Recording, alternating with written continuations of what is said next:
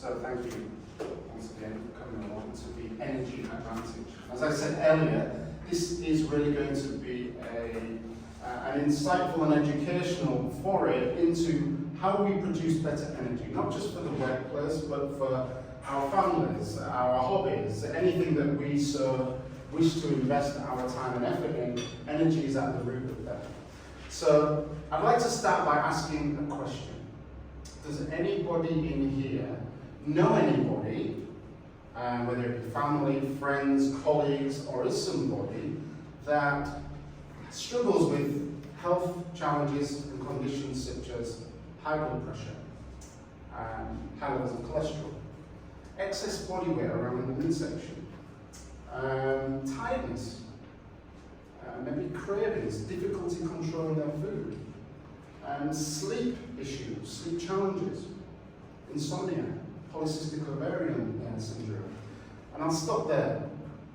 Does anybody know anybody, or is somebody that may be struggling with these challenges? Raise your hand. Yeah. Okay. So every time that I've talked about this in a group setting, everybody has risen their hand. And if they haven't, I've drilled down a little deeper, and yes, ultimately, they've either known somebody or they are somebody who's struggling with that. And I say this because in a modern day environment, we're living in a time where there are so many hidden costs to modern life. And some of those hidden costs are taking their toll on our health very gradually. And so it's important for us to really kind of create context, which I will do in a minute, and understand that just about every one of us is challenged with the kind of context of modern life, the mismatch between our body, our biology, and our modern day environments. And so what I'd like to say is, you're in the right place if this is something you want to be able to reverse, rectify, or be able to help somebody. So the second question is, would you like to be able to have a very simple working framework to be able to help yourself, or be able to advise or give advice or support or motivation or inspiration to any of your friends, family, or colleagues? Raise your hand if you would like to. Okay, fantastic, we're in the right place. So, welcome, my name is Ricky Brown. I am a registered osteopath, naturopath, and I have been in the preventative health space for over 20 years.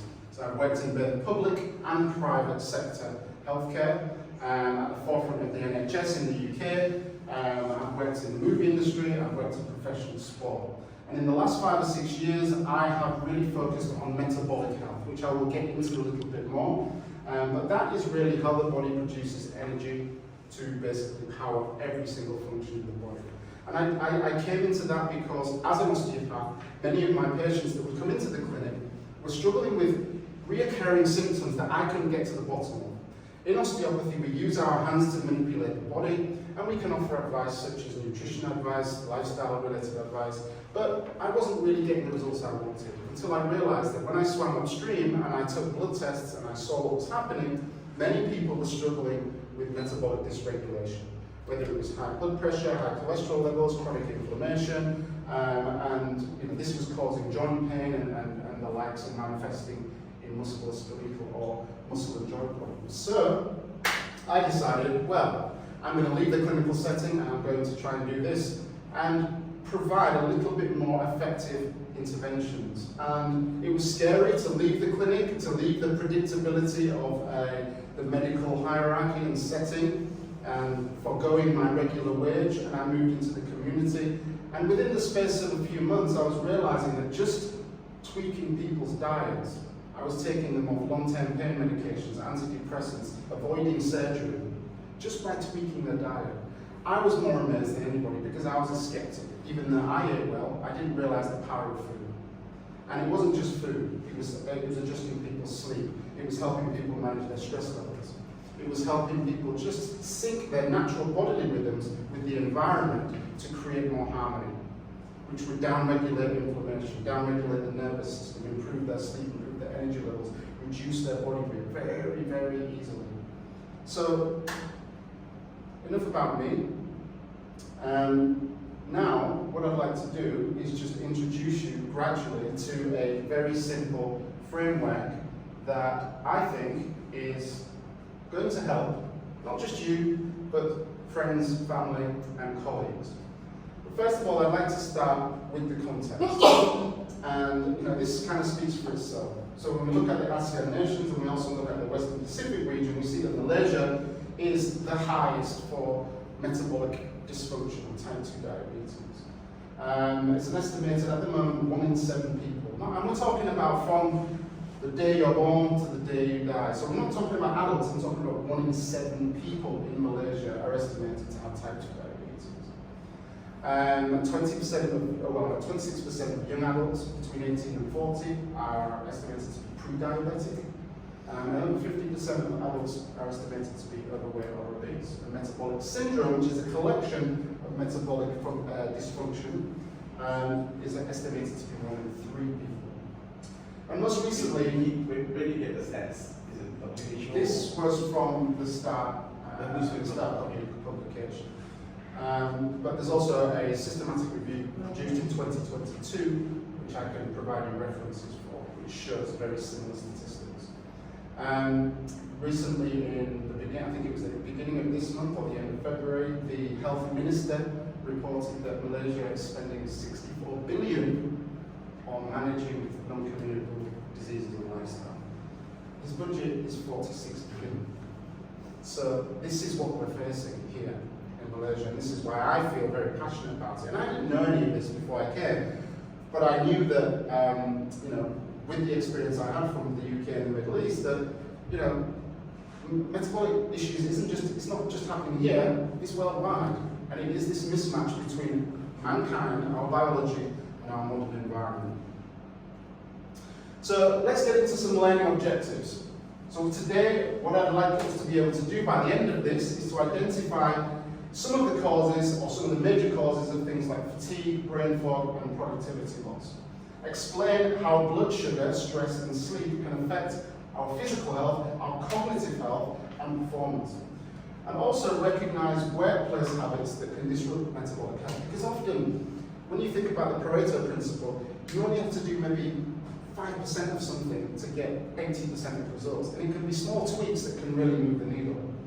I would like you to be able to apply practical tools to stabilize your energy and improve your focus. And also create a pleasant performance plan. So hopefully you walk away from this having done numerous questionnaires to be able to say, well, I can see where my blind spots are, and maybe I can level up with just a very few simple tweaks. And I want to start by just being a little bit philosophical in the sense that we don't get better by reading about things, do we? Especially in the realm of health. And we live in an information world where we're consuming so much information. But the key is to actually put information into practice, right?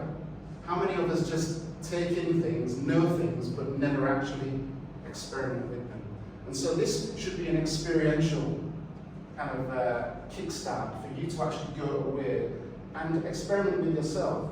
Because in research we say we are the n of 1, we are the number of 1. What works for me might not work for you. So we can look at biohacking interventions and systematic reviews and really strong research, but it's across a spectrum of people. It's not necessarily those. We're all individual with our microbiomes, our lifestyles, our thoughts, our feelings, and they play massively into our metabolic health. So this is about you going away and experimenting for yourself, and also becoming flag bearers, whether it is at home or in the workplace, because it's very easy for us to preach and tell people what they should do, but we lead by example. And people often take more inspiration from what they see than what they hear. So hopefully you will become a little bit more inspired to be somebody who leads the charge. I have a call coming in, sorry, this is probably, somebody's stuck. So, we're okay to, she has a fantastic product. But anyway, that's enough plugging for you. Energy audit scorecard, you've got one there, I think I've got another one. Have we all got one of the energy audit sheets? Yeah. Is that a spare one? No, Have you spares? that's mine. I think I've got another one. Yeah, right. So that's for you to start with. So I'm just introducing things. I'm not going back over it, but you haven't really missed that much. We're just going through the learning objectives. Okay? How are you doing? I'm doing great. Fantastic. Okay. So, as well as being a cheerleader for other people, as well as being a trailblazer and leading by example, I would also love you to be able to have your own personal toolkit. I call it a first aid kit for modern life. Okay? So I'm not trying to be too hyperbolic here, but you know that when you will leave here, you are surrounded by distraction and temptation to eat this, to do this, to be convenient, to buy that. And sometimes it's really nice just to have a little toolkit that you can use to be able to offset and buffer yourself and protect yourself from all of that distraction, noise and temptation. So before you make that impulsive choice, you go, I like this today, maybe that's not so good, so maybe I'll try that. Okay? So, you know, we do need to be a little bit more vigilant in a modern world, and hopefully by the end of today, you will have some more tools. So let's get on first with the first module, which is, I call it the energy equation. I've created a very simple framework, all right, so that it can roll off your tongue and just sit at the forefront of your mind. And this is all about the causes and signs of energy crashes, brain fog, and reduced productivity. The three main reasons why. I'm also going to introduce the concept of metabolic flexibility, because that is really important for us to understand when we are trying to regulate our energy, and how our body goes about trying to keep and sustain a good energy level throughout the day, with or without food. Okay? So, the framework, the triple S framework I call it. Very simple. Sugar, stress, and sleep. Okay? Now, sugar is relating to blood sugar, because blood sugar really is the catalyst to us producing energy in the body. And the steadier our blood sugar levels, the steadier and more consistent and reliable our energy. So, when energy crashes happen, we're often thinking that it's, it might be due to long working hours, it might be due to, stress, it might be due to, I don't know, just basically life in general. But there are some very simple physiological reasons why our blood sugar is perturbed, or it can be high and low. And I'm going to give you some very simple take-home low-hanging fruit interventions to be able to make your blood sugar nice and steady. Stress. So, stress and blood sugar are very related. In fact, they're all very related. But we often underplay stress. And we must have a sense of adaptation, or an ability to adapt to stress, because it's always coming every single day of our lives. As soon as we wake up and look at our phone, it's a micro-stressor, and these micro-stressors build up throughout the day. And we all have a stress threshold. And so the further we're away from that threshold we can be, and buffer those micro-stressors, the less we get influences, negative impacts on our blood sugar. So I think stress is a huge component when it comes to energy and regulating our vitality. Sleep, something that many of us forego. Many of us think that we sleep well, many of us think we get enough sleep. But are we sleeping at the right times? Are we leveraging the quality sleep that we have? Are we really in tune with our sleep cycles? And so sleep, again, you know that the old adage is, everything's good after a good night's sleep, everything's better after a good night's sleep. So ultimately, sleep has a massive impact on our blood sugar, which has a massive impact on our energy. So these are the three main levers I want to pull on today to really maximize and optimize our energy. Now, ultimately, we live in a world now where, when it comes to health and wellness, there's a lot of sexiness going on, isn't there? Biohacking and longevity medicine and, infusions and peptides and red light therapies, and we're all going, wow, I can live to 150. But the reality of biohacking and longevity is this: it's not sexy. It's not hyperbolic. It's the stuff you do behind closed doors, in your routine, that really makes a difference. So we can keep reinventing the wheel, we can keep rehashing what really works, but at the bottom of it all are these three very foundational pillars. So, I don't want to poo-poo what's going on in modern life, and I think that biohacking and longevity, if it floats your boat, fantastic. But if you don't deal with the foundations, forget the rest. And Tyler said earlier, this idea of an iceberg, the tip of the iceberg. All of this, interventions and blue light, red light, and all this stuff, it's the tip of the iceberg. What's underneath the water is what really matters. And it's these three very foundational and consistent pillars. So, but before I get on, I would like to kind of talk about metabolic health, because the way metabolism can be a little bit mysterious. And I think it's important that we really understand what metabolism is. And so, if I was to break it down very simply, it's the body's ability to efficiently produce and use energy while maintaining a very good, stable internal balance. And when I talk about internal balance, I talk about balance of blood sugar, the amount of sugar swimming around in your bloodstream, moment to moment, day to day.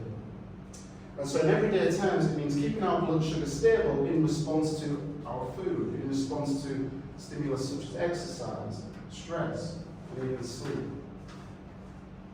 Peter Attia, who's a world-renowned a longevity medicine doctor, says that probably the most impactful thing that we can do for our longevity is maintain stable blood glucose levels. Because the more perturbed it is, the higher and lower the swings are, the more we are shortening our lifespan. But, not to be too kind of doom and gloom, this is under our control, and that's what's really important, that we have autonomy and we have control over all of these things. Even though at times it may feel that we don't have control over our stress, we can't get to sleep, we're so tempted to eat the wrong types of food, we can control that. And so today, hopefully, we will walk away with a little bit more feeling of empowerment.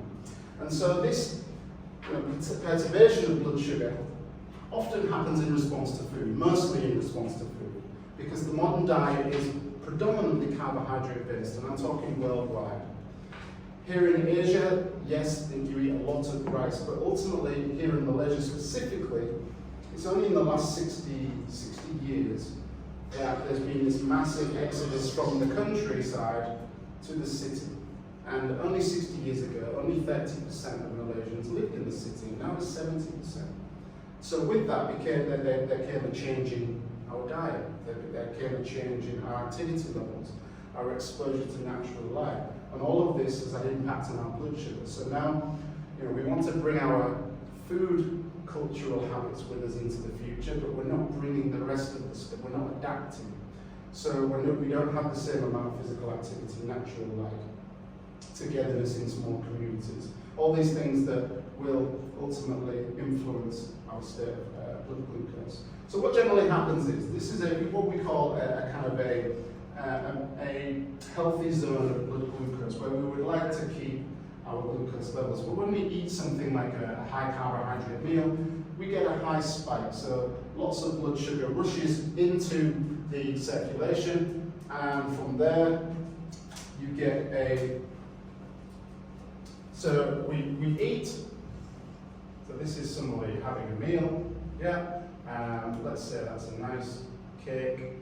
That goes in, and that leads to the digestive system. So let's say that's the stomach. And then from there, the stomach goes into the small intestine, and then that crosses out into the circulation. So circulation.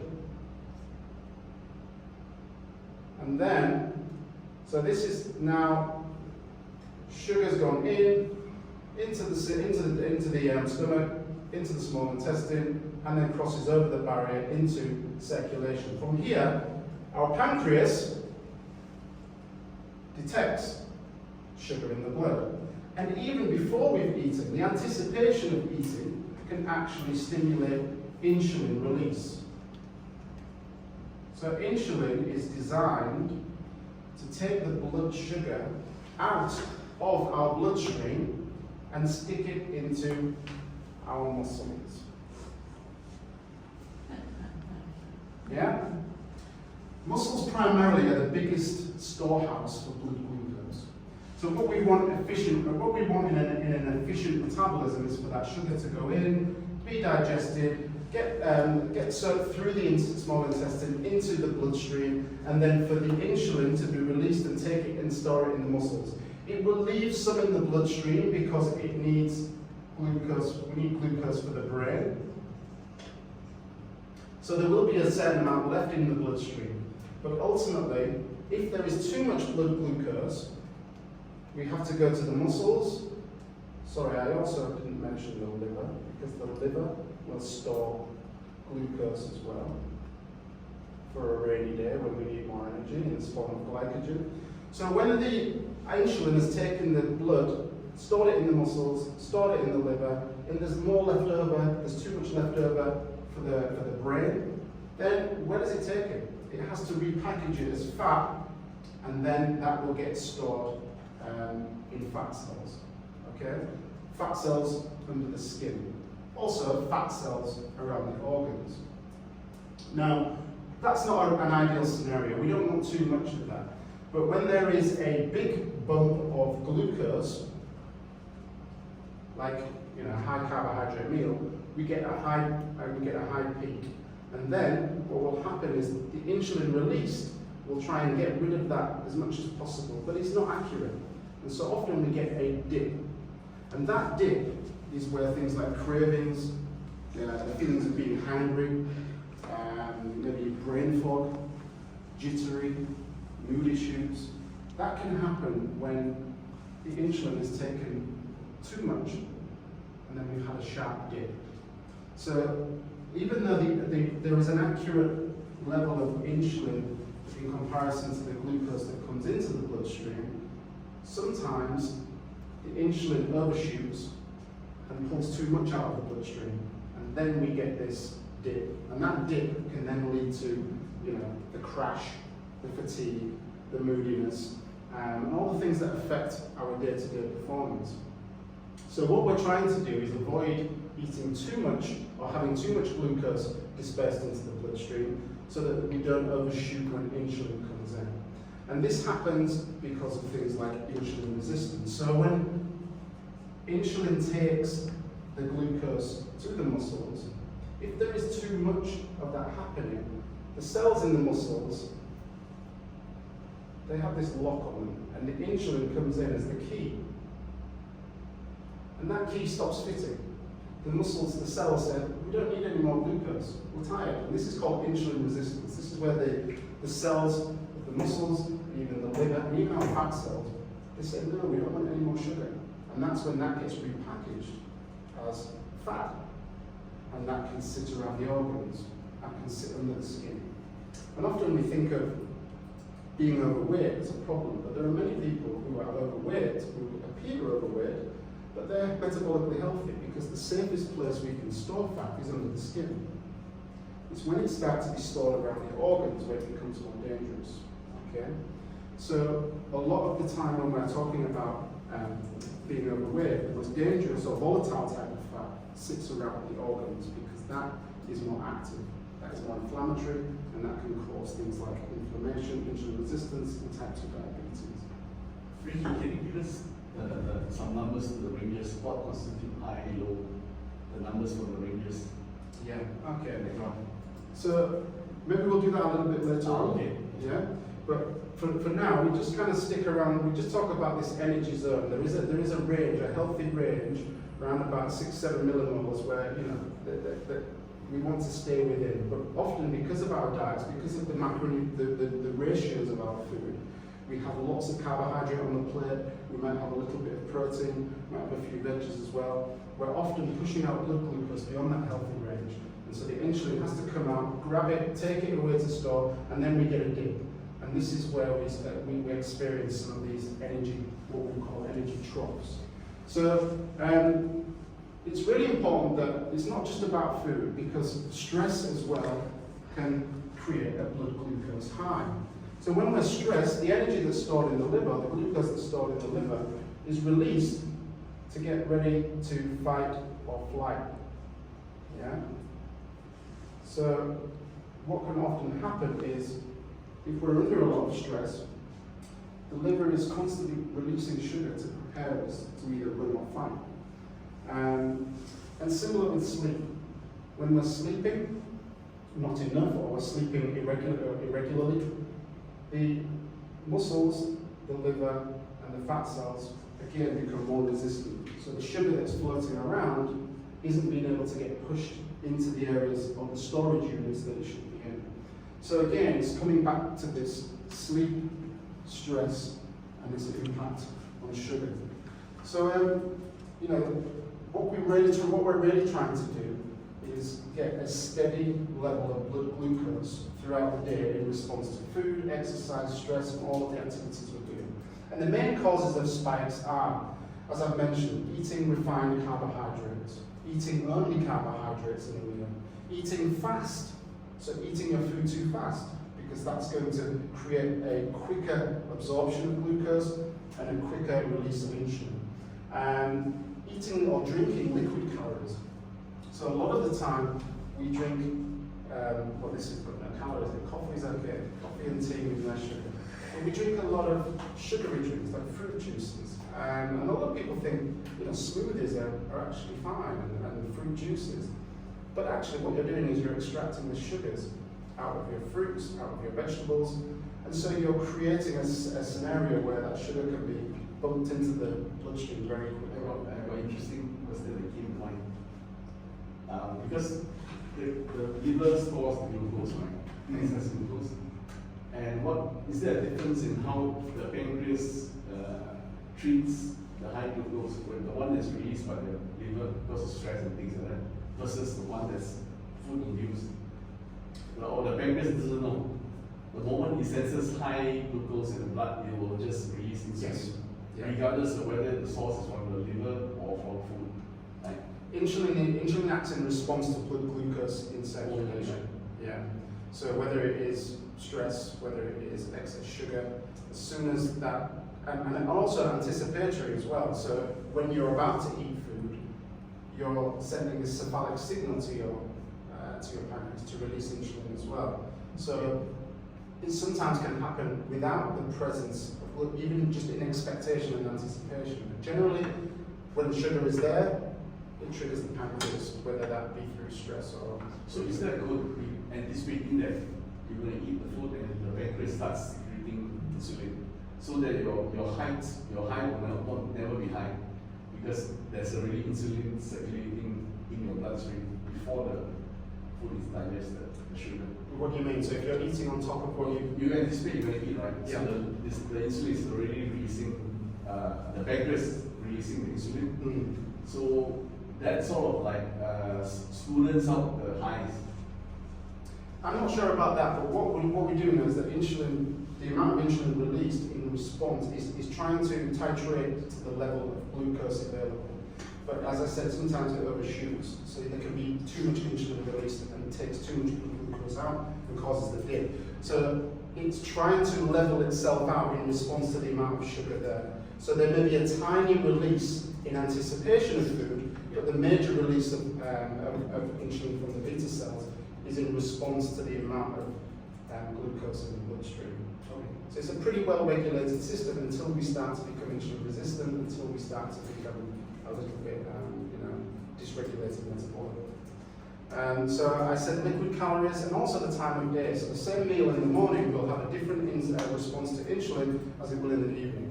So if you eat calories at a meal in the morning, you can expect that the blood glucose response will be different to how it will be in the evening as well. So that's why we say, if you're going to eat a lot of carbohydrate, eat it earlier in the day because you're more insulin sensitive. Your body will respond quicker and it will get it out of the bloodstream quicker earlier in the day. And we are more naturally insulin resistant at night. So what I think we should do to start with is, let's get an audit of your own energy levels. So what I want you to do is, the first questionnaire that I've given you is just 7 questions. So it's 5 questions. And I was asking you to do a score yourself from 1 to 5 with regards to the different experiences you have throughout your day. Whether you experience energy crashes, food cravings, brain fog, the quality of your sleep, and your reactivity to stress. So just rate your personal experiences from 1 to 5, 1 being never, and 5 being very often, and we can have a little interpretation at the end as we see that score. So just take a few minutes to fill that in.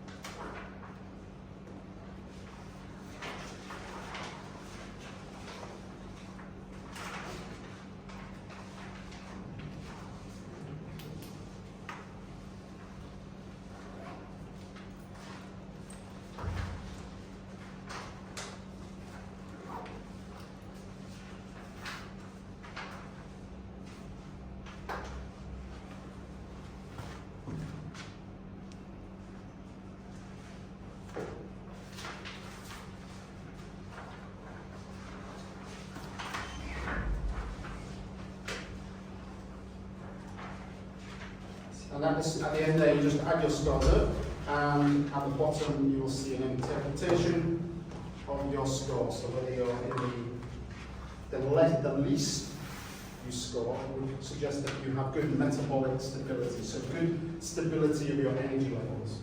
And the higher your score would be more towards a kind of an energy. This is Maori the legend. The legend. The myth, the man, the legend. Have you got a pencil? How do you want to go? Right, everybody, if you filled in your the score, who has a score of between 5 and 8? Anybody? You got work to do. Who's got a score between 9 and 14? Okay. So mild metabolic, perturbations, a little bit, maybe a little bit to work on. Which one, or is there? Well, there's 5 sections here. So who scored high in the afternoon crash? Cravings, brain fog, cravings, yeah. Okay. Sleep quality, yeah. Stress reactivity. Okay. So you can see where maybe there's a little bit of a blind spot that you could work on. Who scored between 15 and 19? Anybody? And do we have anybody between 20 and 25? Finland, surely not. Significant metabolic stress patterns. So this is very generic. It's just to give you a little bit of an idea of where you sit when it comes to your ability to produce reliable energy. Now, when it comes to hidden drivers of fatigue, as I said earlier, often we put it down to things like long working hours, lack of motivation, not having enough coffee, not having enough sugar, not having enough food. However, the real drivers tend to be what we've already mentioned: unstable blood sugar, chronic stress, and poor sleep. Because when this happens, it leads to things such as brain fog, increased stress reactivity, poor decision making, reduced productivity. Now, when we have unsteady blood sugar levels, it makes our energy levels more erratic. Okay? It increases oxidative stress, which is a kind of a low-grade inflammation. And it also reduces the power of these little things we have in our cells called mitochondria, which are the powerhouses. These are the little organelles within every cell, well, not every cell, not in cell blood cells. They produce the energy. They're responsible for producing ATP, which basically powers just about every function within the human body. And so the mitochondria are not just energy plants. They also detect stress in the body. So when the body is tired, when the body has too much glucose available, these mitochondria, these little powerhouses, begin to close down. They shut down operation. They decide, okay, we're in a state of stress, so we're not going to produce, we're not going to work at full power and produce energy.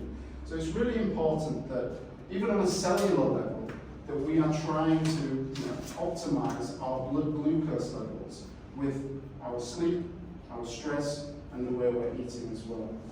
Now, glucose dips don't just deprive our body of energy, they deprive our brain of energy. Now, a lot of us think that energy is just, it's a physical entity. But what about the brain? The brain really loves glucose as a fuel, not as much as fat, but we'll get into that. And so if we don't have enough glucose flying around circulating around the system, then obviously the brain's going to be affected. And this is where things like decision making come in, impulsivity, our ability to kind of stay calm in situations. And I think from a workplace perspective, this is really important, because I think with this emphasis now on chronic lifestyle related diseases, I think a lot of business is suffering because of people who are present at work, but they're not actually engaged. So when we look at Gallup, which is a workplace, worldwide workplace survey, we see that over 60% of people are disengaged in the workplace. They're at work, but they're actually not performing. Presenteeism, and that's on top of absenteeism. So anybody kind of familiar with this scenario, where you kind of, you have a a nice hearty lunch, and then maybe 2 or 3 o'clock, your eyelids start to get a little bit heavy, and you're dipping, and you maybe getting frustrated with it. It's like, well, why can't I stay awake? It's a very common scenario, isn't it? This post-lunch dip, this energy crash. And I'm trying to kind of keep it as contextual to Malaysia as possible, but you know, from people that I talk to, snacks such as tea with condensed milk, tea Tariq, is that what it is? That's quite common here, isn't it? Which is This is number one breakfast drink. yeah, maybe starting the day with a roti canai, is that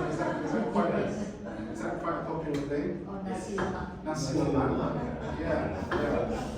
So you know, these very high carbohydrate, high sugar, you know, kind of meals that really just bump the blood glucose, as we saw earlier. You know, straight away, whack, first thing in the morning, and that's probably the worst time for us to really have this bump, because once we start the day with that bump of glucose, we get that dip, and then what do we do from there?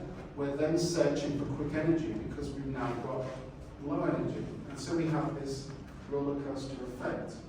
Whereas if we start the day with something that has a slow release of energy, such as protein and fats, and also fiber, we have a steadier release of glucose.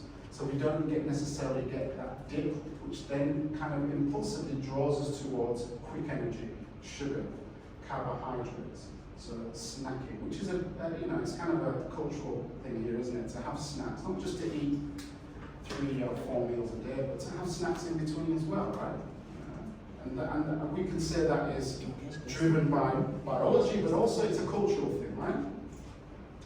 Okay, yes, assuming, thank you, very interesting. Assuming that the diet is on spot, okay, so carbs, protein, and fibers, might be the hormonal panel that is not like imbalance that can create crashes in the afternoon as well? Absolutely. So we have a circadian rhythm, which influences our hormones.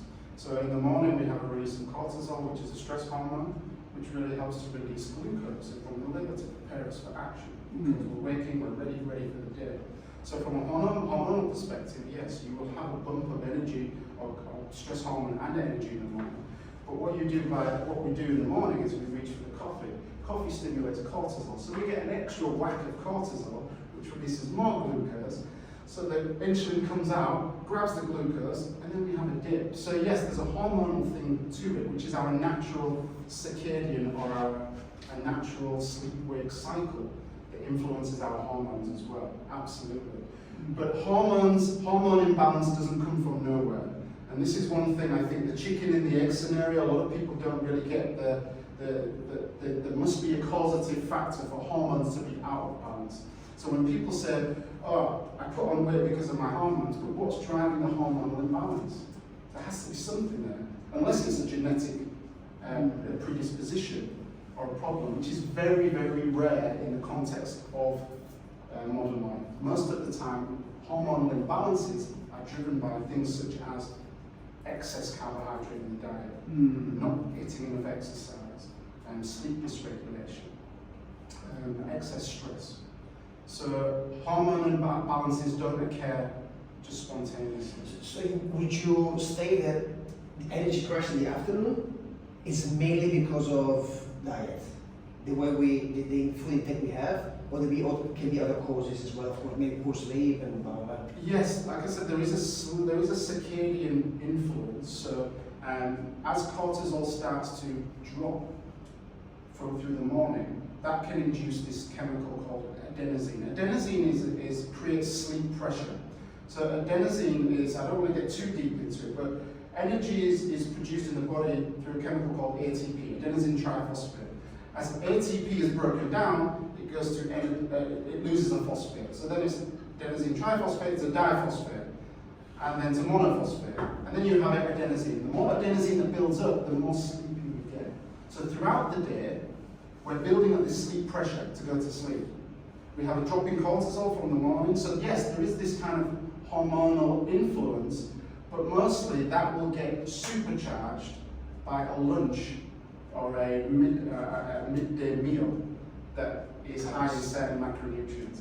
And whether that's even protein and fiber, that still has energy costs. To break down protein takes energy.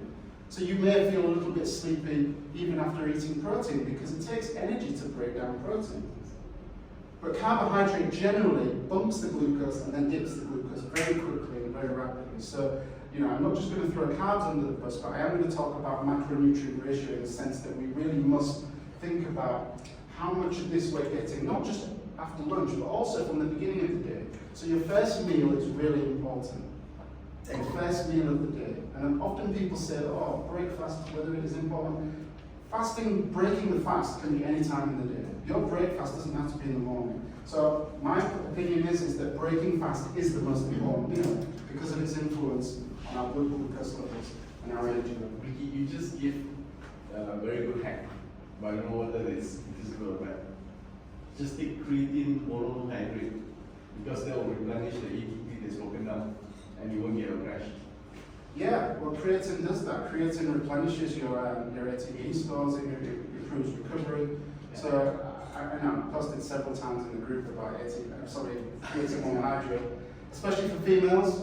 I really do think it is a fantastic supplement and one of the safest and most studied supplements in the world. So it is great for balancing energy and storing I read on recovery. YouTube thing because you know I like to do all this, and they said that one of the hacks they had was sleep deprivation.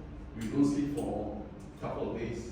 You just take creatine, and you'll recover very fast. Yeah. I don't know whether that's true or not true. You can't really restore or make up for a bad night's sleep. But they say you can with creatine. Yeah, I mean, this whole idea of social jet lag, where people who don't get enough sleep in the week and then they try and sleep in on Saturday morning to try and recover the week, it doesn't happen like that. Once you've lost sleep, whether it be an hour or a night, the damage is done, but you can return to baseline, but you can't suddenly make up or reverse what you've lost.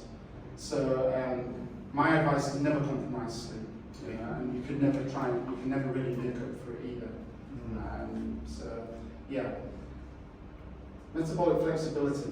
So we've talked about what can perturb or what can disturb our blood glucose levels from a very simplistic standpoint.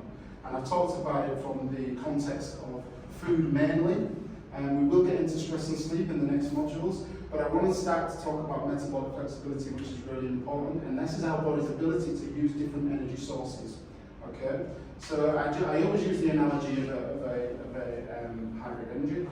We are all hybrid engines. Okay? So we have the ability to use fat as a fuel, we have the ability to use sugar as a fuel. But what happens in a metabolically inflexible person is that we tend to stick around, we tend to use mostly sugar. So when we have that perturbation, when we have that kind of glucose drop, we have a spike and then a drop. What should happen here, what could happen here in a metabolically flexible human being is that the body simply goes, okay, we don't have much sugar available, let's get into our fat stores and start using that. And this generally tends to happen at low intensities of work. Walking around, sat in the office, even in sleep. Our bodies prefer to burn fat at low intensity work. So right now, your body should be using mostly fat as a fuel rather than glucose. When we start to speed up the engine, we may hit a hill, we may hit 60, 70 kilometers an hour. The body's like, oh, we can't get enough oxygen in to burn the fat, so we need to get to the sugar. So that's moving from electricity at a very low speed to moving to petrol at a higher speed. That's the analogy of the car. Okay? Now, if the car isn't able to get to the petrol stores, it's only going to be able to drive at a certain speed because it's only relying on electricity, and that electricity is going to be finite. When it runs out and it can't access petrol, you're going to have to stop the car, you're going to have to recharge it again. And this is what generally can happen in modern life with humans, is that we're constantly snacking, we're constantly eating carbohydrates, and so the body is so used to using sugar as a fuel that when it needs to access fat, it struggles. And so when you have that dip, instead of your body then going to your fat stores, you're like, what can I have? Give me some tea tart, give me some snack, give me some crisp, give me something just to give me a bump of energy. And it's a perpetuating cycle. We're just going up and down throughout the day. Whereas if we allow the body just to basically deplete our sugar stores, and I'm not just talking about the sugar in circulation, the sugar in the muscles, the glycogen in the liver, things like fasting or an eating window, what does the body do? The body has no choice except to find fat. But do we ever give it that opportunity in modern life? Because we're conditioned and we have the abundance and convenience of constant food and sustenance. And often it's the most convenient foods, they're not the healthiest, are they? So we're constantly reloading our circulation with sugar instead of giving our bodies the opportunity to burn fat. And that's the flexibility issue, is that we're not able to efficiently switch between one and the other. So another analogy is a marathon runner. You've maybe seen marathon runners who hit the wall. They get to a certain distance in their marathon and they crash, they bonk. Has anyone ever seen that? And they're going along and suddenly, boom, because they've run out of glucose stores. And their body's now having to go to their fat stores. And if they're not efficient at doing that, or their work rate is too high, they don't have the fuel to carry on. And boom, they crash. And this happens to us, in very mild situations throughout the day. Like I said, it's peak and trough in blood sugar. So metabolic flexibility is essential for us to maintain steady energy levels. And when we're metabolically inflexible, we're relying on things like caffeine, snacks. We struggle under stress. And as I mentioned earlier, this mid-afternoon roller coaster that can often occur. And so when there is excess glucose or excess sugar available, when we're chronically stressed and the liver's constantly releasing sugar as well to get us ready to fight or run, when we have reduced, that causes a reduced ability for us to turn our fat into energy. And the reason why we prefer glucose is because we can turn glucose into energy without oxygen. It can be a very fast process, whereas fat needs oxygen to be turned into energy. So that's why it's a slower release. So the body will always, for a quick kind of experience, it will go to glucose. And we don't need to send the glucose through this quite intricate cycle of energy production through the mitochondria. We can produce energy inside a cell very quickly with glucose. But that doesn't take away the fact that both our bodies and our brains really love to work on fat. And this brings in the concept of ketosis. I think many of you have heard of the concept of ketogenic diet, ketosis, where the body is relying on fat as a fuel. And this can be done through fasting, it can be done through a very low carbohydrate diet. And we've seen mitigation and reversal of disease by putting people on ketogenic diets.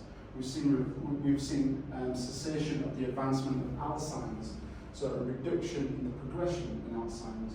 We've seen reversal of spectrum disorders, ADHD, Asperger's.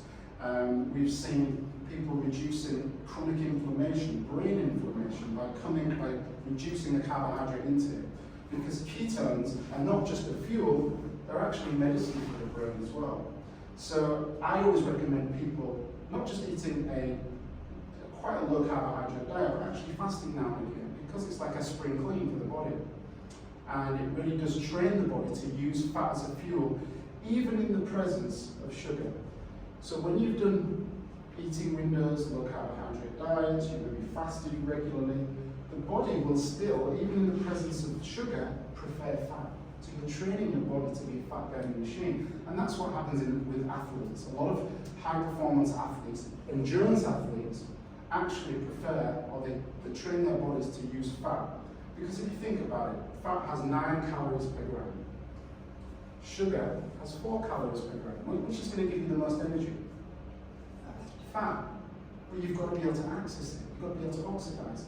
If you're never in that fat burn, if you're never pushing your body into using fat, it struggles. So you've got all of this energy. I call it money in the bank. We're always going to our current account now. We're drawing money out of our current account. Or we've got all of this money in the savings account. But we never get there. And that is really about depleting your current account and allowing your body to get into the savings. Vicky, even when it comes to men, we are 4 or 5 men in the room, even sexual power, testosterone. Is it true that when you have a high amount of glucose in your sugar, of course, it might affect it, or in having like more like a ketogenic diet can enhance testosterone and sexual power in men? Carbohydrate is instrumental in hormonal control. It's instrumental in feeding your cells with the amino acids and the building blocks for growth as well. So I wouldn't say a ketogenic diet permanently is really healthy. I think it should be used in moderation. So carbohydrates do help with hormonal balance, absolutely. But at the same time, if your hormones are regulated and you are struggling with things like high blood pressure, excess blood glucose, hypoglycemia, then I would definitely recommend a ketogenic diet for weight loss, for performance, for clarity, mental clarity. But it depends on, because it's such a milieu of things that create this homeostasis or balance in the body. But I always recommend that people do have a hormonal profile, basic profile, such as cortisol, insulin, before they start to go on to something like ketogenic diet. Yeah? So, metabolic flexibility. When somebody is metabolically flexible, in the workplace particularly, they will have sustained focus. They will have consistent energy. Their moods will be stable, and then we can be calm and less reactive. And that's not just in the workplace, that's in everyday life. As I said before, this concept of hangry. Has anyone experienced that? Where you're at a low ebb and your threshold for nonsense is just constantly, completely depleted because you're feeling as though you need to eat something. But the body has lots to eat. Even, the longest fast in history, and I've said this before, some of you already know, 382 days. A man called Angus Barbary, a Scottish guy, he was moderately obese, but he fasted with water, tea, coffee, vitamins and minerals, no calories for 382 days, no health issues, because his body had lots of food on it to eat. We all have enough food on our bodies, even nuclear, to last for at least a month. With water, I guarantee that in a controlled environment, you would all get through a month without food. I've put my bottom hole right now. With water, you need water, yeah. You might need electrolytes as well, so maybe some magnesium, potassium, salt. But we have enough stored energy to last us for a long time. And when we're able to tap into our fat stores, we've got reliable energy.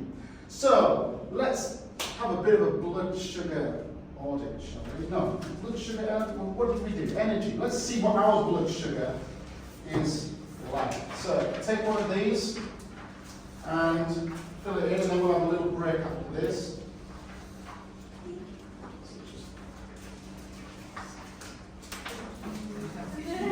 Another little insight for you, another little opportunity to leverage and tighten things up a little bit. So just answer the questions very quickly.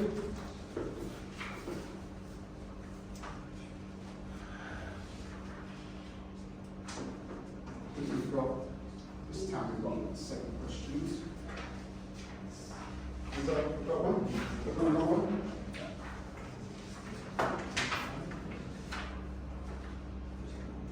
So again, you've got 7 questions. You can tot up the scores at the end, and then there's an interpretation for you to look at. And let's have a little reflection at the end of this one. So based on the scores that you have for each of these questions, at the end, maybe just think about one area, or maybe a few areas, where you think you could get the biggest return on your blood sugar levels by improving it.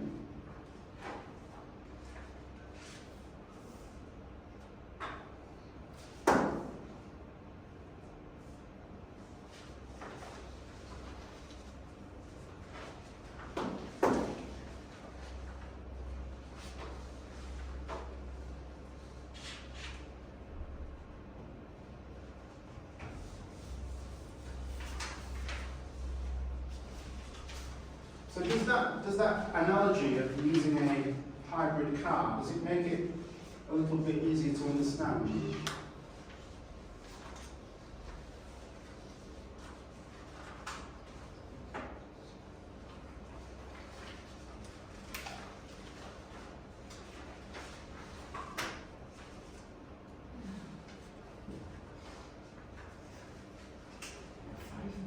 What do you think, Meryl? Are we going in? Yeah. Making any sense? Yeah, well, I think this is a really good analogy Yeah. for people to understand, because when you're driving a car on electric, you can only get so fast before you start to need petrol. And that's the same with sugar and fat. So the fat, you can only get a certain amount of speed before your body's going to start to use sugar. But most of the time, you should be burning fat because we're just chugging along. Right, so, have you tossed up the scores? Any scores between 7 and 14? Yes.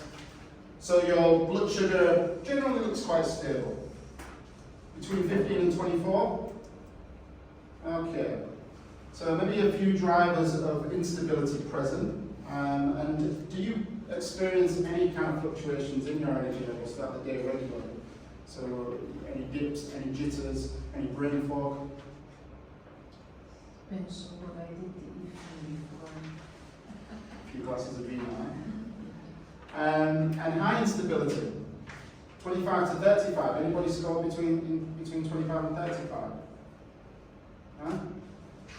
Okay, so just reflect. If there's one area where you think you could get a little bit more leverage, optimize, or titrate your blood sugar levels a bit more, is there any one area that you think you could work on? Would it be your carbohydrate intake? Would it be the liquid calories? Would it be the amount of stress or your perception of stress? Would it be movement after meals, which I think is a big one? It's a huge regulator of blood glucose levels, because as soon as you start to move, your muscles contract, they soak in that blood glucose. And you don't necessarily need insulin to pull in glucose to the muscles when you're moving. The cells will just pull the glucose in. Grazing and snacking frequently. So there may be a few areas there for you to kind of tweak and make headway with. But for now, let's have a little break, and we will come back to the concept of blood sugar control. And let's have 5 minutes, shall we? Oh, let's have 10 minutes. And we reconvene. If you want to go outside, please feel free to get some morning light on your beautiful heads. Give me some coffee, sugar, or can I get it? And there's a coffee here. This is some sugar. Do they say sugar in there? There's sweet enough, man. You don't need sugar.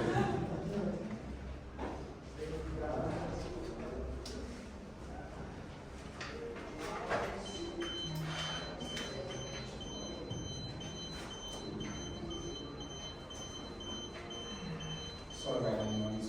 So irritating. Why do they have that on the door? Which I I know, but why would it beep?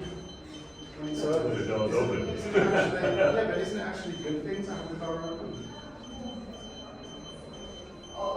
I bet if you switch off the aircon, then it will stop beeping, because probably mine is. If you are, yeah, sorry, I forgot to tell you about that for you.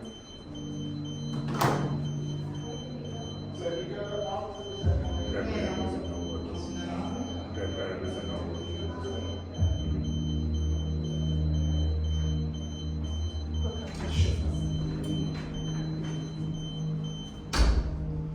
Oh yeah,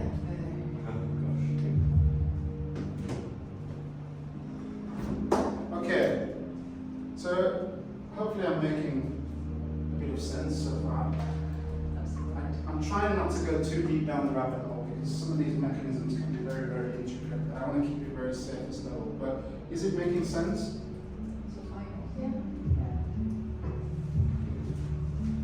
So metabolic flexibility, it's not just about doing the splits, it's about being able to access your fat stores as well as your sugar. I have worked out, so I believe in 2 meals per day. But I haven't figured out yet if it should be, if I should start with breakfast and then dinner, or should it be lunch and dinner? So now these days I'm kind of like trying both options, but I haven't figured out what really works for me. Well, the smaller your eating window, the better. So Say again? the smaller your eating window, the better. So lunch and dinner would be better than breakfast and dinner because that would suggest that you're having it over a broader period of time. So if you reduce your eating window between lunch and dinner, that's perfect. Better still would be breakfast and lunch, because eating dinner, you're more insulin resistant at night, which means you're more likely to store energy at night. So having your main meal or your later meal as early as possible would be probably more beneficial. Yeah, oh, interesting. Also, the question is that I'm on a low carb diet, so I have meat for dinner, but sometimes, when I take it about 7:30, I feel a bit too heavy. Yeah. So is it best to take it a bit earlier, maybe about 4:35, and then maybe I can have my lunch at maybe 12-ish? Yeah. So no breakfast then? There's a reason why you're feeling sluggish. Hello, darling. This is my beautiful daughter, Jasmine, who's going to bring you some Hi. Thank you, babe. Sugar box. Thank you. It's got fibre in it as well. So can you bring some ice, please, babe? So yeah, there's a reason why you are feeling that way, and that's probably because your digestion is slowing. Right. Your ability to take that energy out of your bloodstream and store it. So you're becoming more insulin resistant towards the end of the day.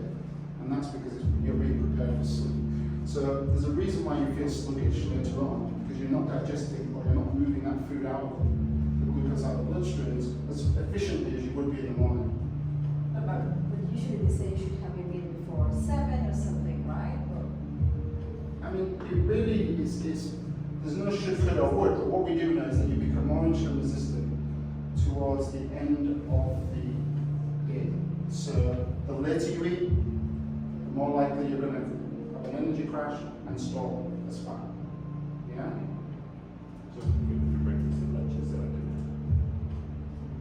Your breakfast and lunch before dinner. Skip dinner.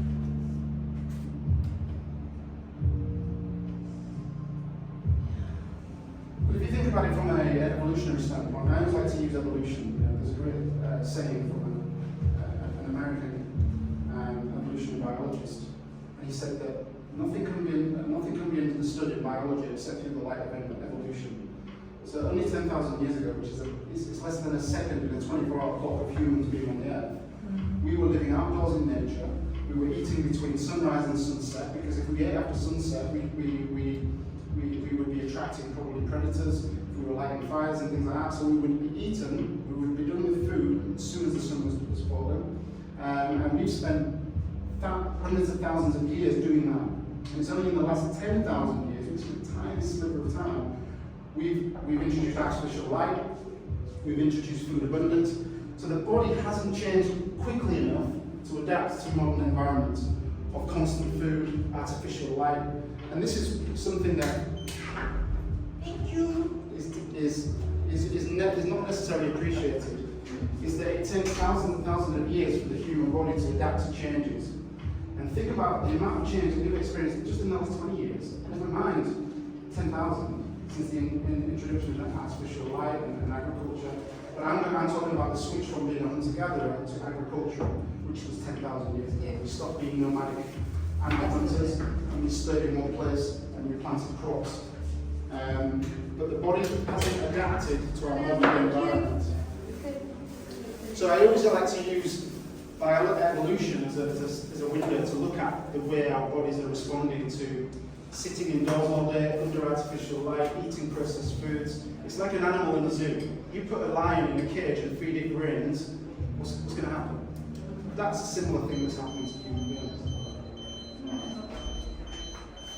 And it sounds really hyperbolic and exaggerated, but if you think about what is the biggest killer of human beings? Heart disease, cardiovascular disease. And it has been for the last nearly 100 years. And where's that coming from? It's from what we put in our mouths, how we sleep, how we move. It's not genetic. It's not suddenly, heart disease has come out of nowhere. It's not an infectious disease. It's a lifestyle-related condition. So what kills us most is our lack of ability to adapt to modern environments.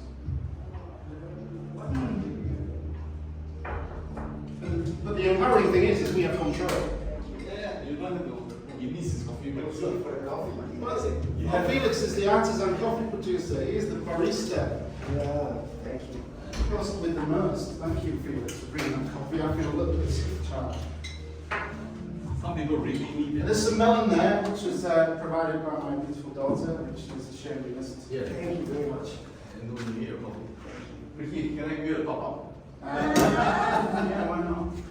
Since you were still many hours ago. Well, I haven't had breakfast. So, a little hack for you guys is that coffee first thing in the morning on an empty stomach, and then a nice long walk is going to help you burn more fat. Does it help? Because It's it's not butter in it. Or Yes, well, yes. but the butter should depend on the butter, the type of butter that you put in, right? The butter is there to kind of Unsalted.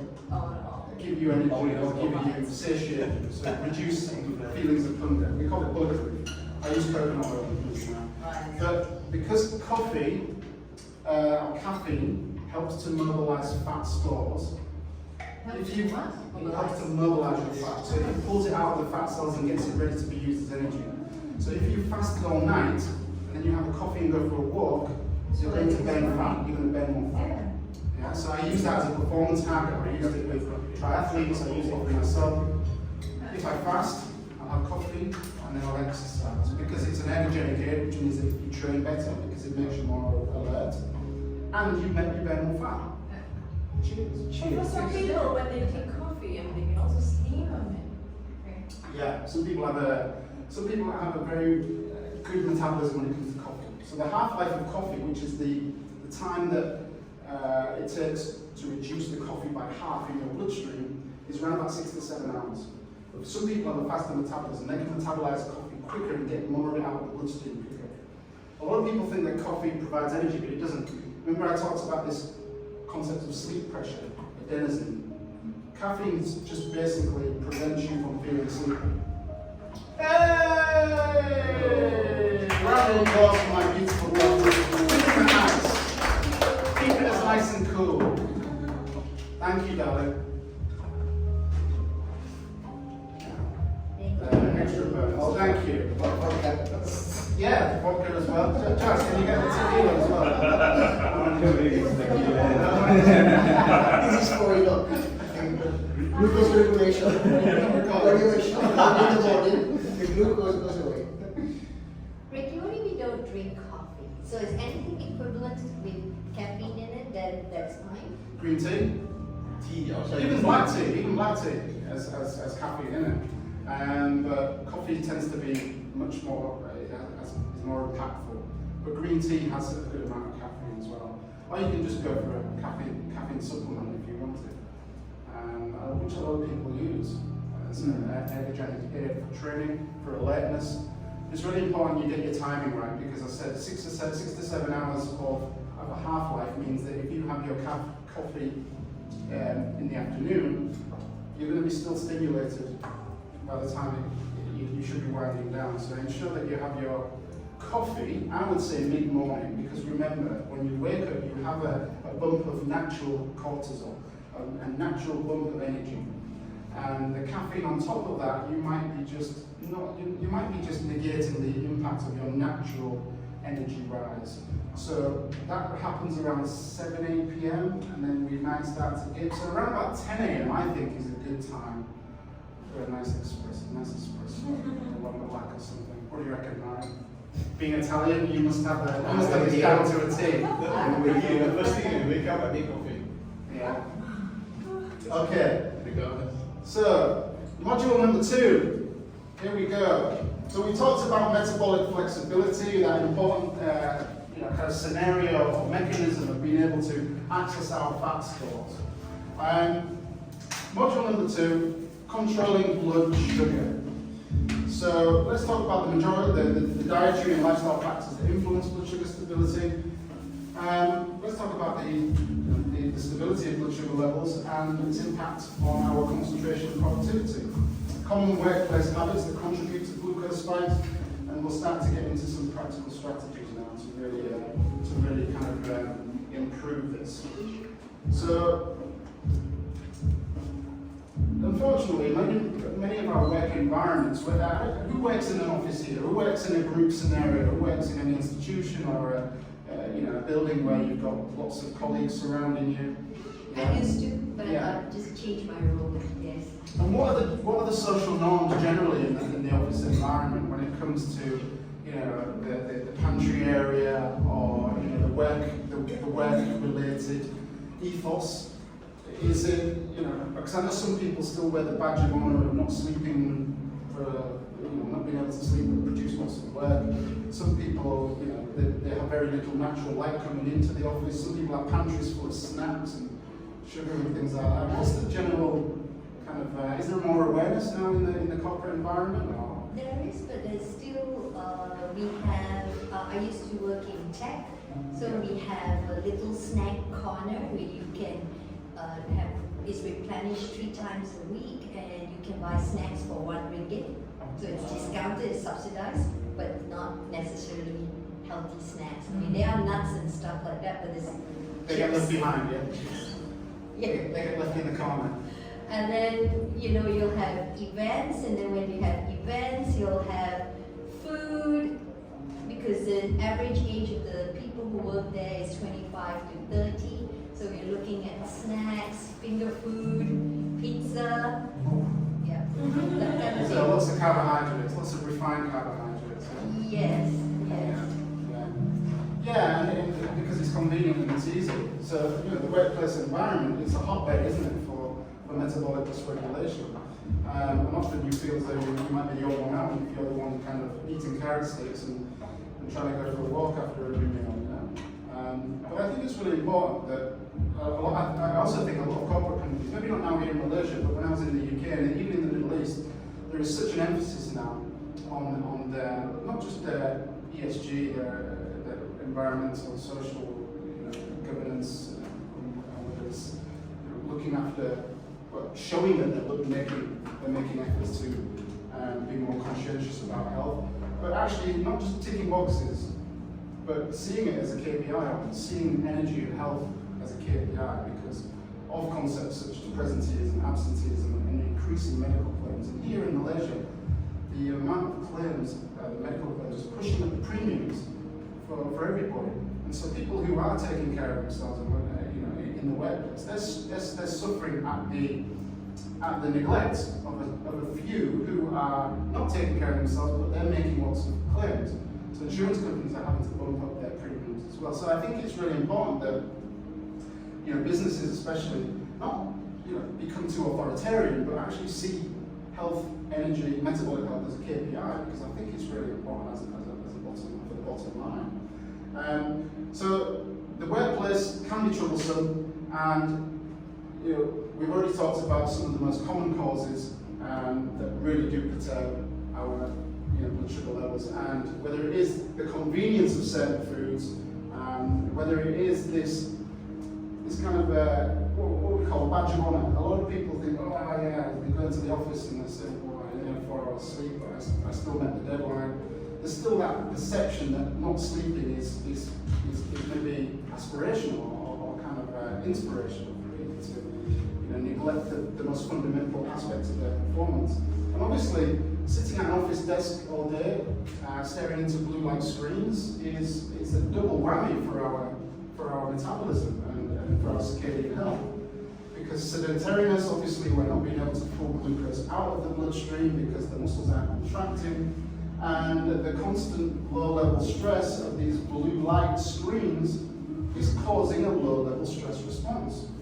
So you've got this collision of excess glucose in the bloodstream and not enough movement to get it out of the bloodstream, creating low-grade inflammation. So the workplace is obviously a kind of a cultivating force for stress, but there are numerous factors, I think, that could be tweaked when we're sitting at a desk, whether it's getting up and going for a walk, whether it's, you know, kind of changing what's in the pantry, and also from leadership downwards, maybe, you know, having cut-offs and curfews for emails and things like that, because often now, because after the pandemic, there's this kind of convergence between work and life and personal life. There's a blurred line where people are taking their work home, people are working from home. And I think there was definitely more of a boundary before the pandemic when it came to work-life balance. But now I think with people working at home, I think it's even more blurred. And it's a cultural thing as well, because some cultures really love work, right? Yeah. They pride themselves on just constantly working. And I think, yes, that's great, and we all need to get out there and put bread, excuse my pun, put bread on the table. But ultimately, there should be a cut-off point where we are allowing our bodies to rest, to stop being chased by the lion or the saber-toothed tiger.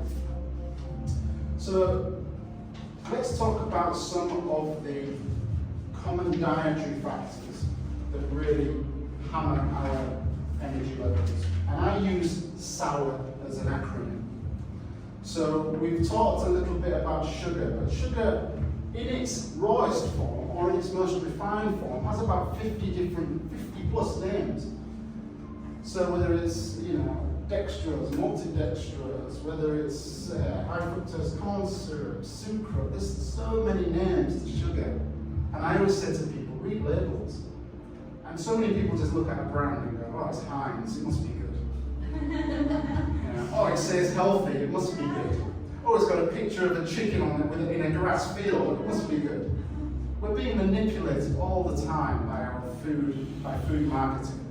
And food companies have so much power that they can curtail, or they can quite happily fool us with their marketing and their words. No added sugar. No added sugar doesn't mean no sugar. It just means they haven't put more sugar in it. If you look at the back, you'll still see that there's probably sugar. But my general rule of thumb is when it comes to foods, especially processed foods, if it has more than 5 ingredients, I'd maybe think of it as not necessarily a food substance, but not necessarily a food. But I'm a little bit extreme in a modern context because I am very vigilant with what I eat. But sugar, yes, but it's not just sugar in the form of raw sugar, is it? It's refined carbohydrates, breads, wheats, pastas, and things like that. So when I say try, I mean just minimize where possible. And it is difficult in the context of a modern life. Oil, a contentious issue at the moment, seed oils. Who believes that seed oils in the form of things like safflower, sunflower, corn oil, soybean, who thinks they're healthy? Who thinks vegetable oils are healthy? Who thinks they're unhealthy? See it on your face. Why? Could you give me some reasons why you think they're unhealthy oils? It's fat, no? It's fat. More processed. Yeah, number one is fat. The way it's made.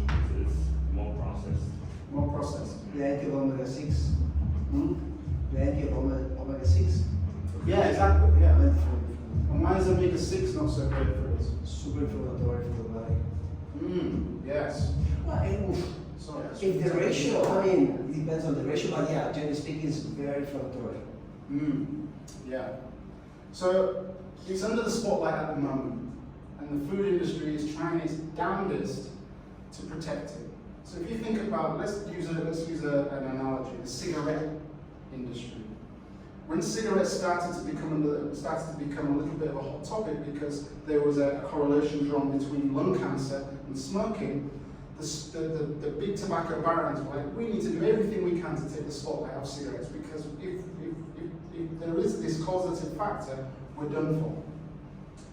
Now, with oils have been flying under the radar for a long time, but when we look at the correlation between heart disease and metabolic disease, we see the massive induction of cooking of vegetable oils into the human diet. We see that running alongside the growth in heart disease, autoimmune conditions, inflammatory related conditions, alongside the growth of oil within the human diet.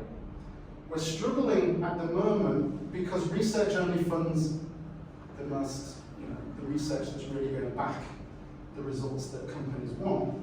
We're struggling at the moment to get real hardcore causative data showing that vegetable oils are causative to metabolic disease, to obesity, to chronic lifestyle related diseases. But it's emerging, it's coming. Okay? So we mentioned the thing about omega-3 and omega-6s there. Does anybody know about omega-3s and omega-6s? What is good about omega-3s and what is good about omega-6s? Does anybody know about these types of fats? Absolutely. You have the queen of omega-3. Omega-3 and omega-6. Okay, so there's a lot of hype about omega-3s. Get your fish oils. Yeah? Seed oils generally are high in omega-6. Yeah? Fish oil and algae, which are really the only sources of pure, what we would say EPA and DHA, which are the derivatives of omega-3, but we'll put it as omega-3 anyway. Okay? So we've talked about this being pro-inflammatory. Yeah? But these both are essential in the sense that we can't produce them in the human body. So we have to get omega-6 and omega-3 from dietary sources. Omega-3 is more anti-inflammatory, which is really important in the context of a modern day diet. However, they both compete when we eat. So we eat fish oil and we eat seed oil. They both compete for the same pathways.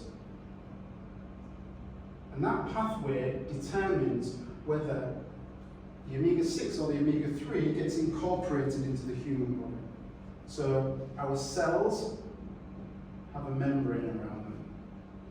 And this is a lipid bilayer, lipid meaning fat, which means that there is a layer of fat around our cells, which communicates with the outside parts of our body, our circulation, our digestive system, everything. And things can come in and things can come out of the cell. If we have lots of omega-6, pro-inflammatory fats that are populating or making up the structure of our cell wall, that can make the cell less efficient at taking things in and moving things out. And remember I mentioned these little energy producers called mitochondria. The more omega-6 we have in our lipid bilayers, the less functional our energy producing organelles, these mitochondria, will be. So we don't want a lot of these in our cells. We want lots of omega-3 because omega-3 is not just good for our cells, it's good for our brain health, it's good for our central nervous system, it's good for our circulatory system. There's so many good things that we can get from omega-3, and obviously its anti-inflammatory benefits stem throughout the body. So we've got competition between omega-6 and omega-3. Now unfortunately, even if you're taking omega-3 as a supplement, but you've still got a lot of vegetable oils in your diet, the competition here is more in favour of omega-6. So it's not just about increasing your omega-3s, it's about reducing your omega-6 input as well. What is a good ratio, let's say, having between 3 and 6? Hafsa, what's a good ratio for humans? Well, 3 to 1 is the 3 to ratio. 1. But when you're born, it's 1 to 1. But then with our diet, it changes to 3 to 1, and then it goes on 50 to 1 and 20 to 1. In Malaysia, if you look at average ratio of a person, it's about 22 to 1. Yeah. 22 omega-6, right? 22 omega-6. Yeah. Oh, sorry. Okay, thanks for sharing. Really interesting. So, what is a healthy ratio? So, how many omega-3 against omega-3? If you're in the range of 5, 6, I think it's still healthy because your cell can absorb nutrients and all of it. But 3 to 1 is the most ideal ratio. So, 3 omega-3 and 1 omega-6. Okay, thank you. So, no, the other way around. 3 omega-6 to 1 omega-3. That's a decent ratio. We've got to keep it in the context of modern life. So, at the moment, as Hafsa said, it's roughly about 20 omega-6 to 1 omega-3. So if you've got 20 omega-6 molecules fighting with 1 omega-3 molecule to go into our cells, what's going to win? So ultimately, what we're trying to do is bring down the omega-6 ratio to around about 5 to 1. Ideally, you'd want 1 to 1. Yeah. As I said, our Paleolithic hunter-gatherer ancestors were eating foods that either came from the ground or came from an animal that came from the ground. And there's facts that even the plants, they were naturally higher in omega-3. But now because of things like excess grains and feeding our animals, chickens with corn, feeding our beef with grains, even the fat within the animal is higher in omega-6. even our fish, people think salmon, and God, I really don't like doing this because people walk out and feel like I'm just going to starve myself and not eat again. But even our farmed salmon, we're feeding grain to salmon. Does salmon naturally eat grain? No. So the high omega-3 ratio in salmon now becomes what? So eat sardines. That's all I'll say. Right. Get your tin sardines. Yeah, you can't save the sardines. It's safer than salmon, unless you're getting wild caught Alaskan, whatever it is, good organic salmon. But a supplement for me is essential when it comes to omega-3 because we struggle to get omega-3 from our natural diet. Yes, we can get alpha-linoleic acid, ALA, which is in chia seeds, it's in walnuts, but we have to break that ALA down to the constituent parts, which is a difficult process. So if you want to get the rawest form of omega-3 that's going to get into our cells, the EPA, the DHA, a fish oil supplement, or even an algae supplement, if you're a vegetarian or a vegan, algae, what the fish eat, is high in omega-3. But yeah, try and get a couple of tins of sardines a week, I would say, and just where you can, reduce the most prominent or the most prevalent source of omega-6s, which is cooking oils. But that also means maybe looking at the pastries, maybe looking at the breads, maybe looking at the ultra-processed foods, where you will find so much soya oil, corn oil, safflower, sunflower. What about Yes. palm oil? Palm oil, no, that is more saturated, right? And it also has palmatic. It has different types of short chain fatty acids, which are quite helpful. So, like coconut oil has medium chain triglycerides in it. Palm oil has medium chain triglycerides in it, but it's more saturated. I don't think because palm oil's hard at room temperature, right? It's hard at room temperature, so it's a saturated fat. So, to my knowledge, it doesn't have omega-6 fatty acids. What about almonds? Almonds they are either monosaturated or I'm not sure whether it's an ALA as well. But just look it up. I think it may be alpha-linoleic acid, ALA, which again can be broken down to omega-3, but if it's competing with lots of omega-6, it's not going to happen. So almonds do have oils in them, yes, and I think it is mostly alpha-linoleic acid. Maybe someone can confirm that.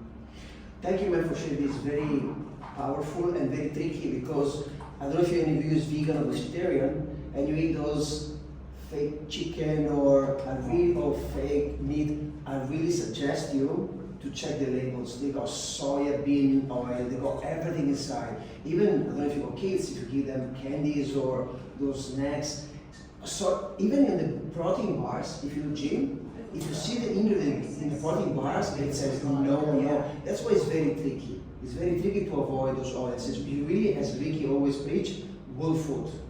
You cook yourself and then you avoid all those stuff because it's everywhere. We just confirm almonds are high in omega-6.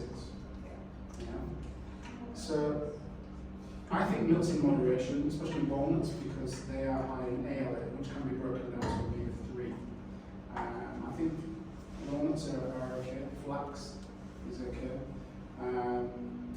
Other nuts, I don't know about other nuts, but I generally have walnuts. Macadamia? Macadamia, is it? Yeah. Yeah, super monosaturated fat. I expect. More expensive. I Expensive. The profile is the best. Yeah. So macadamia oil is better. Oh yeah.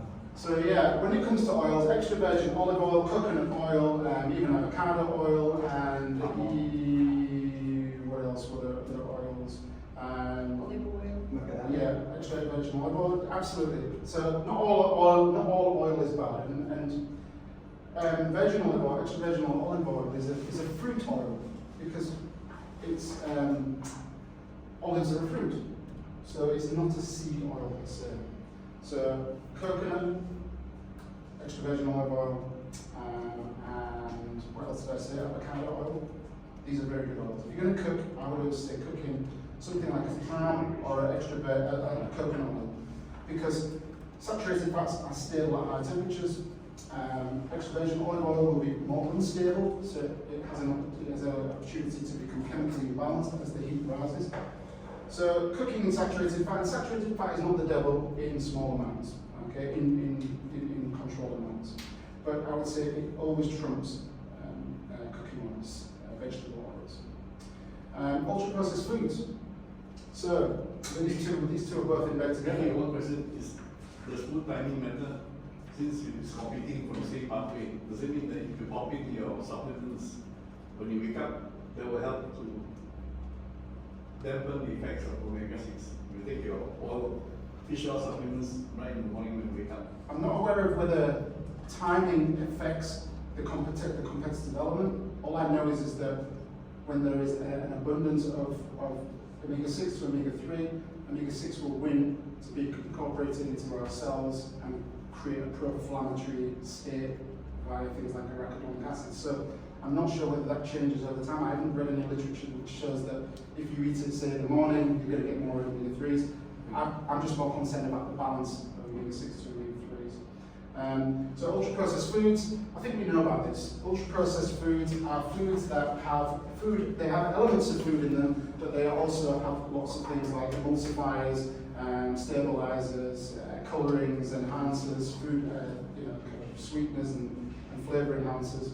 And there is a classification system called the NOVA food system. So if you want to find out more about what is and what isn't ultra-processed food, you can just type that in NOVA, and they have a website which shows you what they have, like a traffic light system, so green, amber and red, showing you what foods are classed as mostly ultra-processed and what are classed as less processed. Now, we can't avoid processed food because processing could be just apple slices in a packet. It could be a lettuce that's been washed and put in a packet. But the level of processing really matters, because the difference between apple slices and apple sauce, there's a lot of difference. Yeah. So the level of processing really matters, and the more processing we have, the more likelihood we're going to have seed oils and refined sugars in them. And as I said earlier, a good rule of thumb, if it's got 5 ingredients or more, I would be questioning whether it's food. And I have a difference between recreational drugs and food. I call some foods recreational drugs because they're the same impact on the brain, but I'm just a bit crude. Refined grains, we've talked about bread, pasta, wheat, generally processed flour or refined flour, and terrible. In fact, refined grains can have more of an impact on blood sugar than sugar itself. That's why we use white bread to test for hyperglycemia and your blood glucose levels, because white bread will bump your blood sugar quicker than actual sucrose, table sugar. So white bread itself is a bit of a challenge for maintaining steady blood sugar levels. And I say this because it's really important. When you've fasted overnight, you've slept, your body's craving for energy. The energy you hit it with first is really going to influence how the rest of your day carries on, because it will influence what you choose and what your kind of preferences are. So if you have a big bump of blood glucose in the morning and you have a crash, you're going to want quick energy. And you've probably felt this yourself. If you've had a breakfast of, say, eggs, avocado, maybe some yogurt, some full-fat yogurt, you're not as hungry quickly as you would have, say, if you've eaten roti canai or you've had some, a bowl of breakfast cereal. So it's really important that you start your day with a meal that is preferably a balance of protein, healthy fats, and maybe some fruits and vegetables and some fibre in there as well, which we'll come onto an acronym for that later on. So, well, here it is already. So the macros that really matter. When it comes to the macronutrients that we should really be focusing on, it's not rocket science. And I call it PPCFF. Prioritize protein, control carbs, fill it with fats and fibre. Very simple. Because when we prioritize protein, the body doesn't have a massive shut of blood glucose, and protein after a night of fasting, the body wants to have building blocks. Amino acids, which protein is broken down to, will create the building blocks for our muscles, tendons, ligaments, for our cells, for our hormones. So prioritizing protein is a good way. Many of us are not necessarily eating too much carbohydrate, we're under eating protein. There is a hypothesis called the protein, you may have heard of this, but this is quite fascinating. Have I got that right, or is it IE? Yeah, it was IE. It was good, yeah, protein. Protein.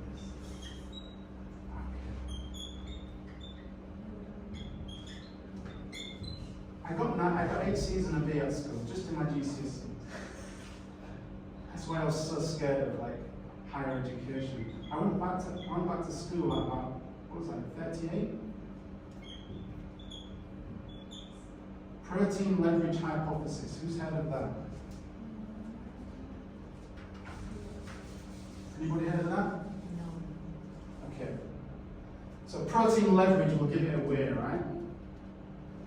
It means that our bodies know what macronutrients are most important.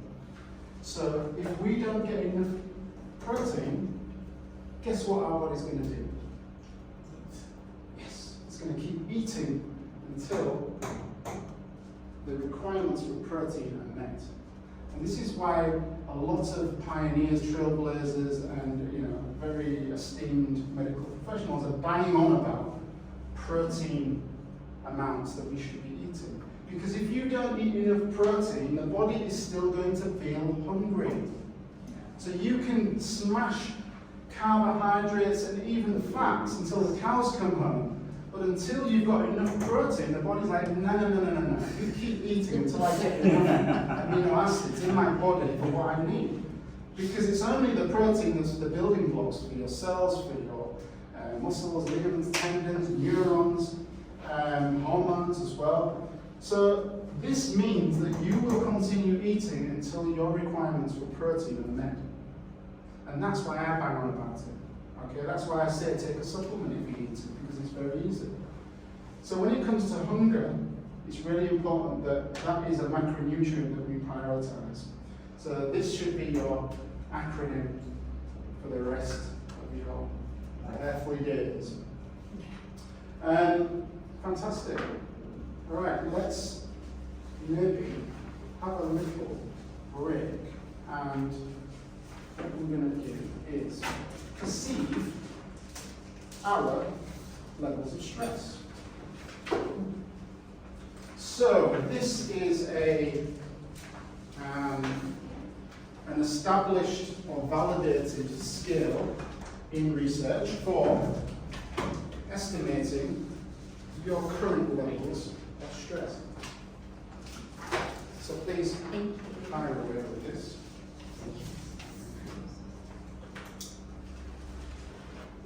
Take a minute to fill that in.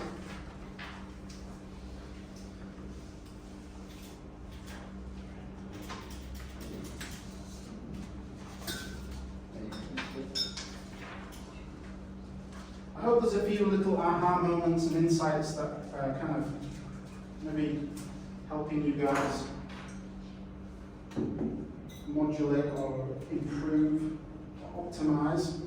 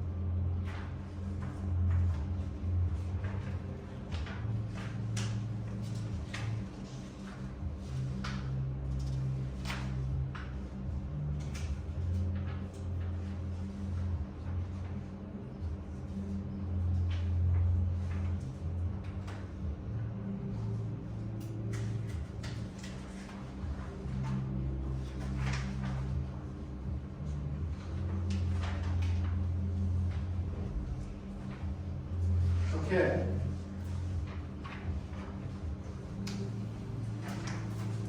So who's a stress head and who's not? Nobody stress heads in the building? I'm just afraid to put your hands up. I'm a stress head. Work in progress, right? So scores ranging from 0 to 13. Anybody? No, just take your time. Tot up your scores.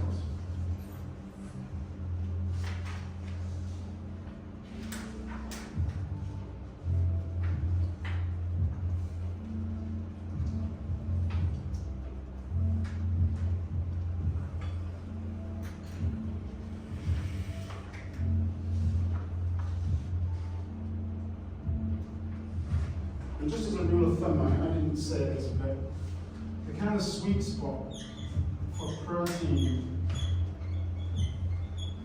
and meals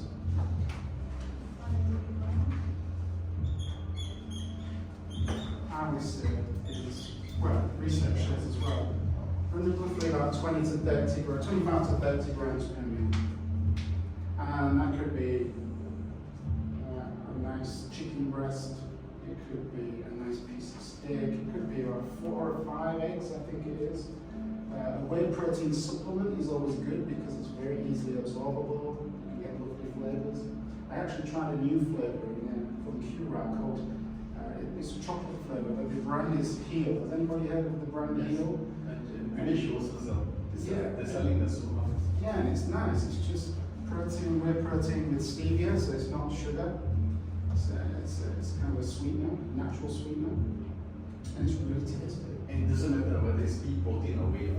The body doesn't recognize whether it's a plant or. Whey protein is more bioavailable, more absorbed, better absorbed. So you have this diet scale, which is the absorption or digestion of amino acids. Whey protein sits at the top. And then you've got things like beef and pea protein. Any vegetable, any plant-based protein is going to be less digestible than animal sources. That's just because our bodies have always preferred animal protein as a source of amino acids. But pea protein is a good, pea, hemp, soy protein. But I would always go for a whey if you're okay with eating animal-based products. Does anyone take a protein supplement? Okay. Well, especially if you're exercising, I think, because we're losing muscle mass quite quickly after the age of 40, and I think it's important that we try to offset that, even if we're not training. And many of us don't eat enough, so roughly about 25 to 30 grams per meal. And you can go online and you can see a little reflection or a little example of what that looks like in different types of foods. But especially at the beginning of the day, I would say start your day with your first meal, prioritizing 25 grams of protein if possible. That's a good start to the day. So, stress. Everyone totted up their scores. So, let's start from the top. Who's got a high perceived stress scale between 27 and 40? Anybody? Any scores? No? Who's got mid-range, moderate stress, 14 to 26? And so that means everybody else has got low stress, yeah? Fantastic. Well, I don't know. Maybe put that again. So shall we do that again? Considered low stress, 0 to 13. Anybody? All right, okay. Mid-range stress, moderate stress, 14 to 26. Okay, so it's kind of an even spread. Stress, isn't it? Stress. Just the word stresses you out, isn't it? But the beauty about stress is it's completely subjective, isn't it? Well, in a modern day context. If it was a physical stress like 10,000 years ago and it was a saber-toothed tiger running at you, you wouldn't be like, I can control this with my mind. You'd be off, wouldn't you? You'd be up a tree or you'd be ready to go. But in the context of a modern world, when most of our stress is psychological, it's very subjective. Isn't that fascinating? We can control it with the way we're thinking. But do we? Do we, Hecker's like? And that's really because, well, one major factor is that we have this thing called a negativity bias, which means because we grew up in very harsh, dangerous environments, we tend to look for the negative or the threatening aspects of our environment. So, if you're walking down the street and a car's coming, you're walking in the road and there's a car coming, you're drawn towards possible threatening information. If you're walking in the countryside and you hear a rustling in the bushes, what are you thinking? Are you thinking it's going to be a lovely, cuddly animal that's going to come out and come and give you a stroke? No. You're thinking, shit, that's probably a grizzly bear or a lion. It's a natural tendency for the human to think or to err towards threatening information. That's why most of the things that we worry about never happen, and they are mostly exaggerated in our minds. So most human stress is anticipatory, which means it could be something that's going to happen. The famous author Mark Twain once said, "There was many things I had to worry about in life, most of which never came true." That's because how we live, right? We're constantly thinking about, oh, what if this happens, and what if that happens? The amount of rumination I've had about doing this. Every time I get up and speak, and Mari's probably the same, you know?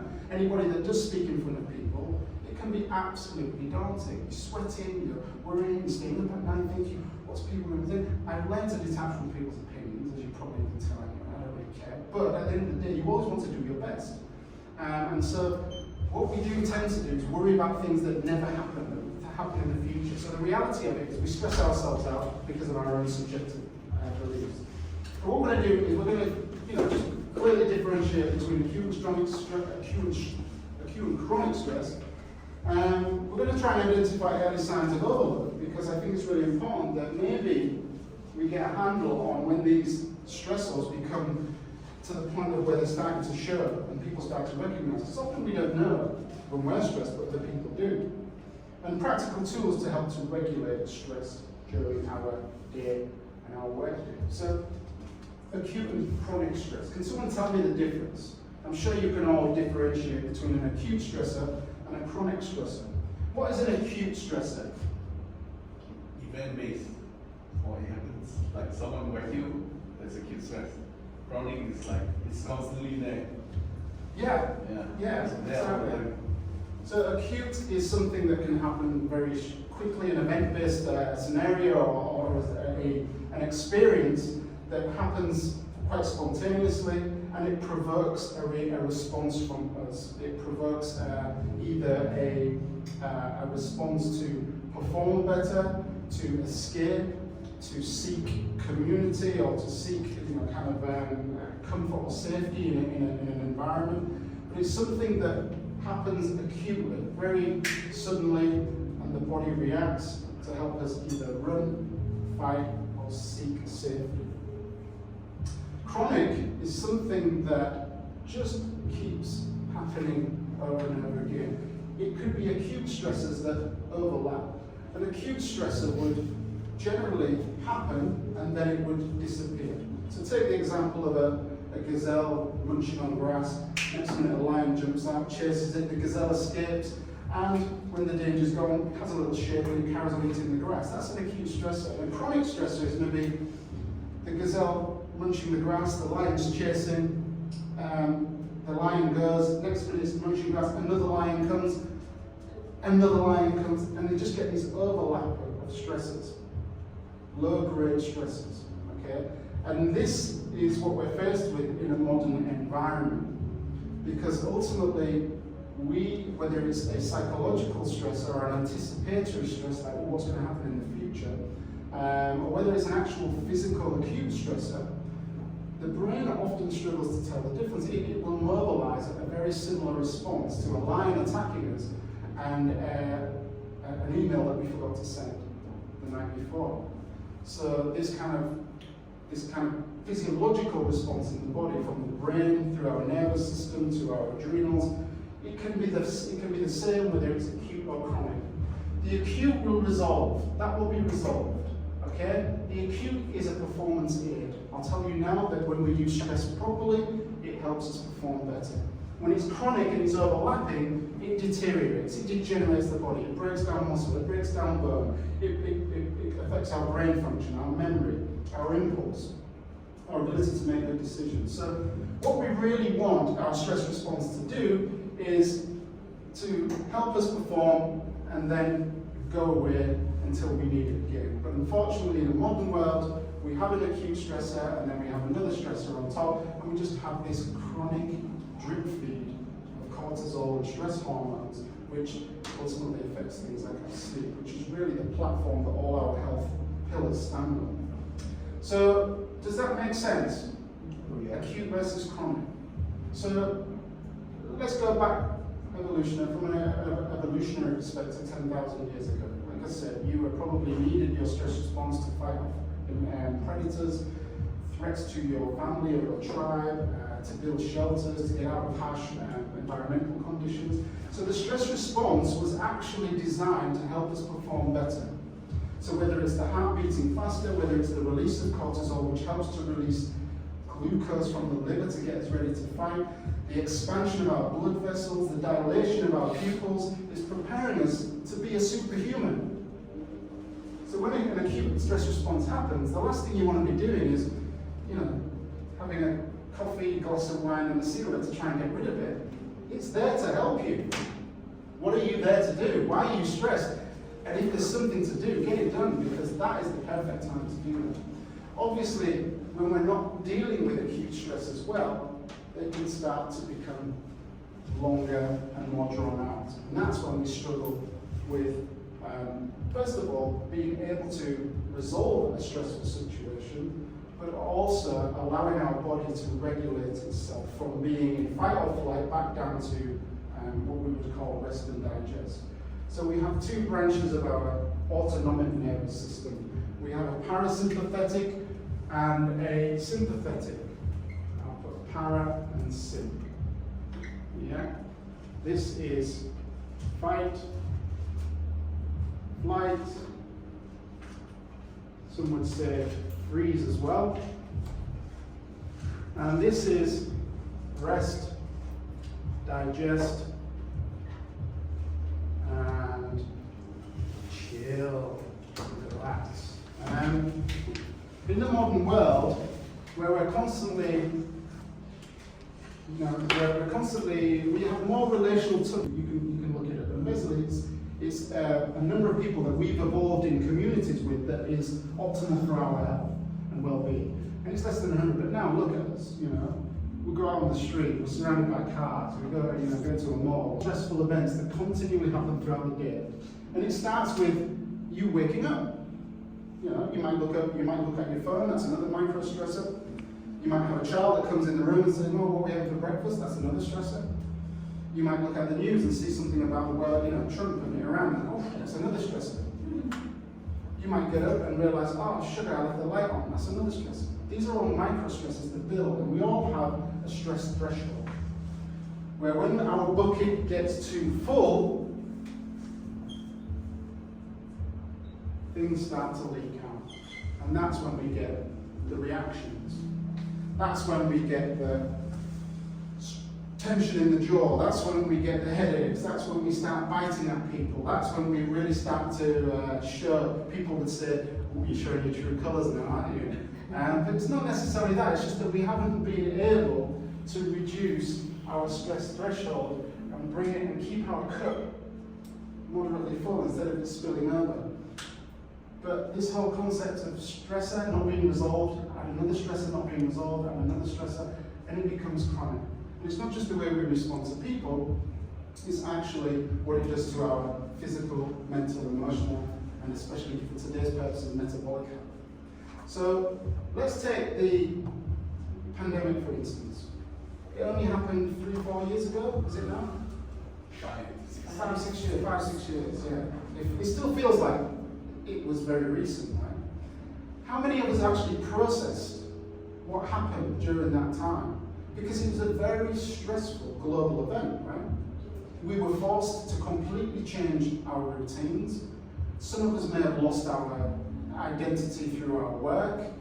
Some of us may have had to address relationship issues because suddenly you're in closer proximity with your loved ones. And there was a lot of stress as a result of the response to the pandemic and because of the virus itself. Some people may have lost loved ones. It was a very psychologically challenging time, wasn't it?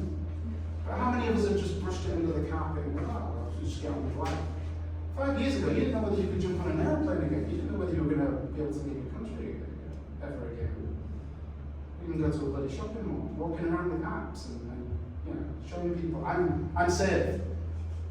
Absolutely bizarre in the space of a year. A lot of us don't actually take that into consideration and appreciate the amount of stress that puts on a human being. So, God forbid we ever have situations like we have now in the Middle East.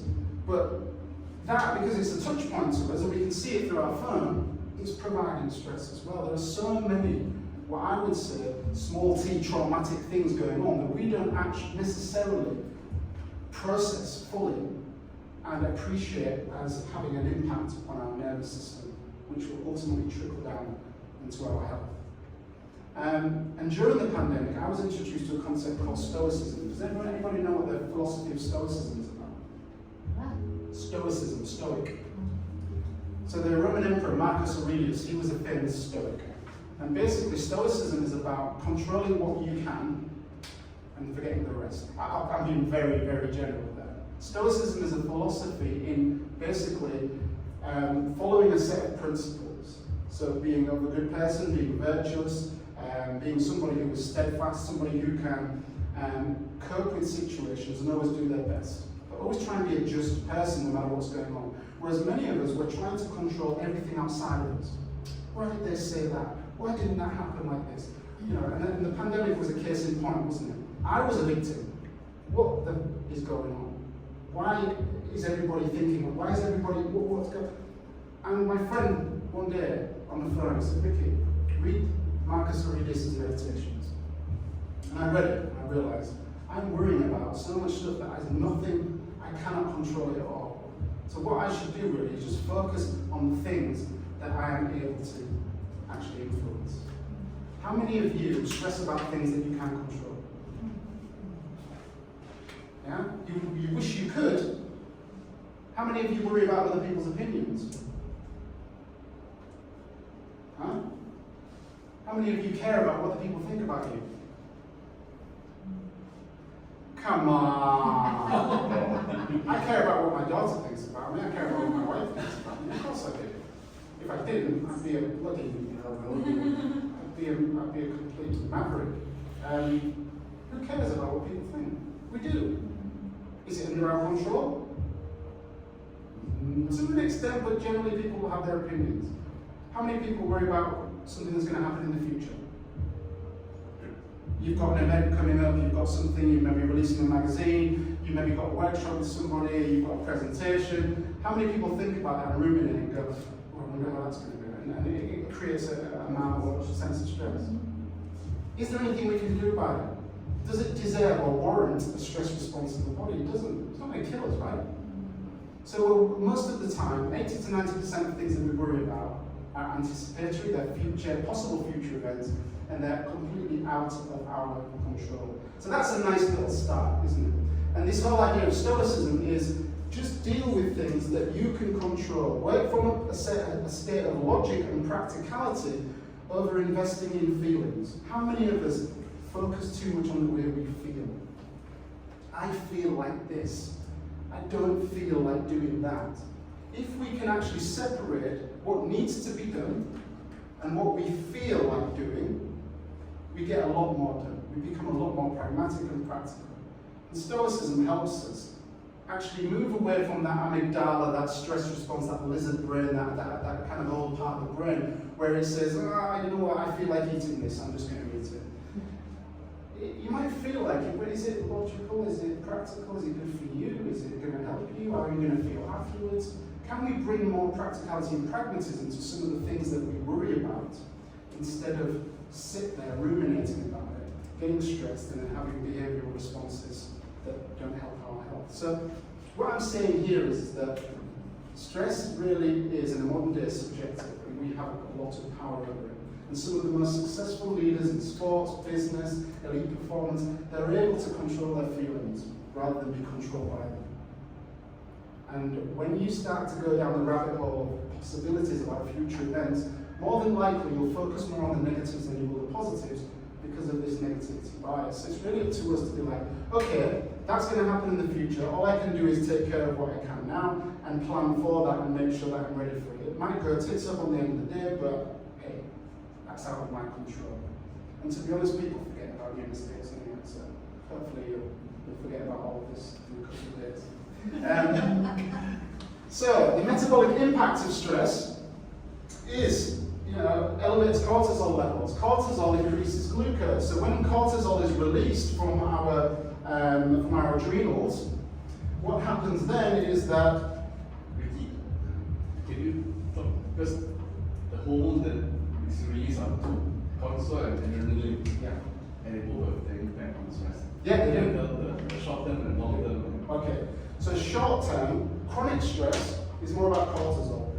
Acute stress, the first hormone the first neurotransmitter to be released is adrenaline from the adrenal medulla. These little things that sit on top of your kidneys, and these little glands release adrenaline.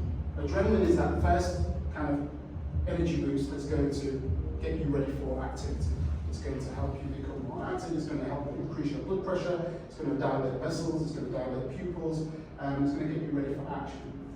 It's going to pump blood to your muscles and get you ready to fight. And then after that, I think it's around about 10 minutes, cortisol is released as well, because that will regulate adrenaline and also keep the effects of adrenaline lasting longer. And cortisol also helps to get glucose out of the liver, so provide energy for that fight or run.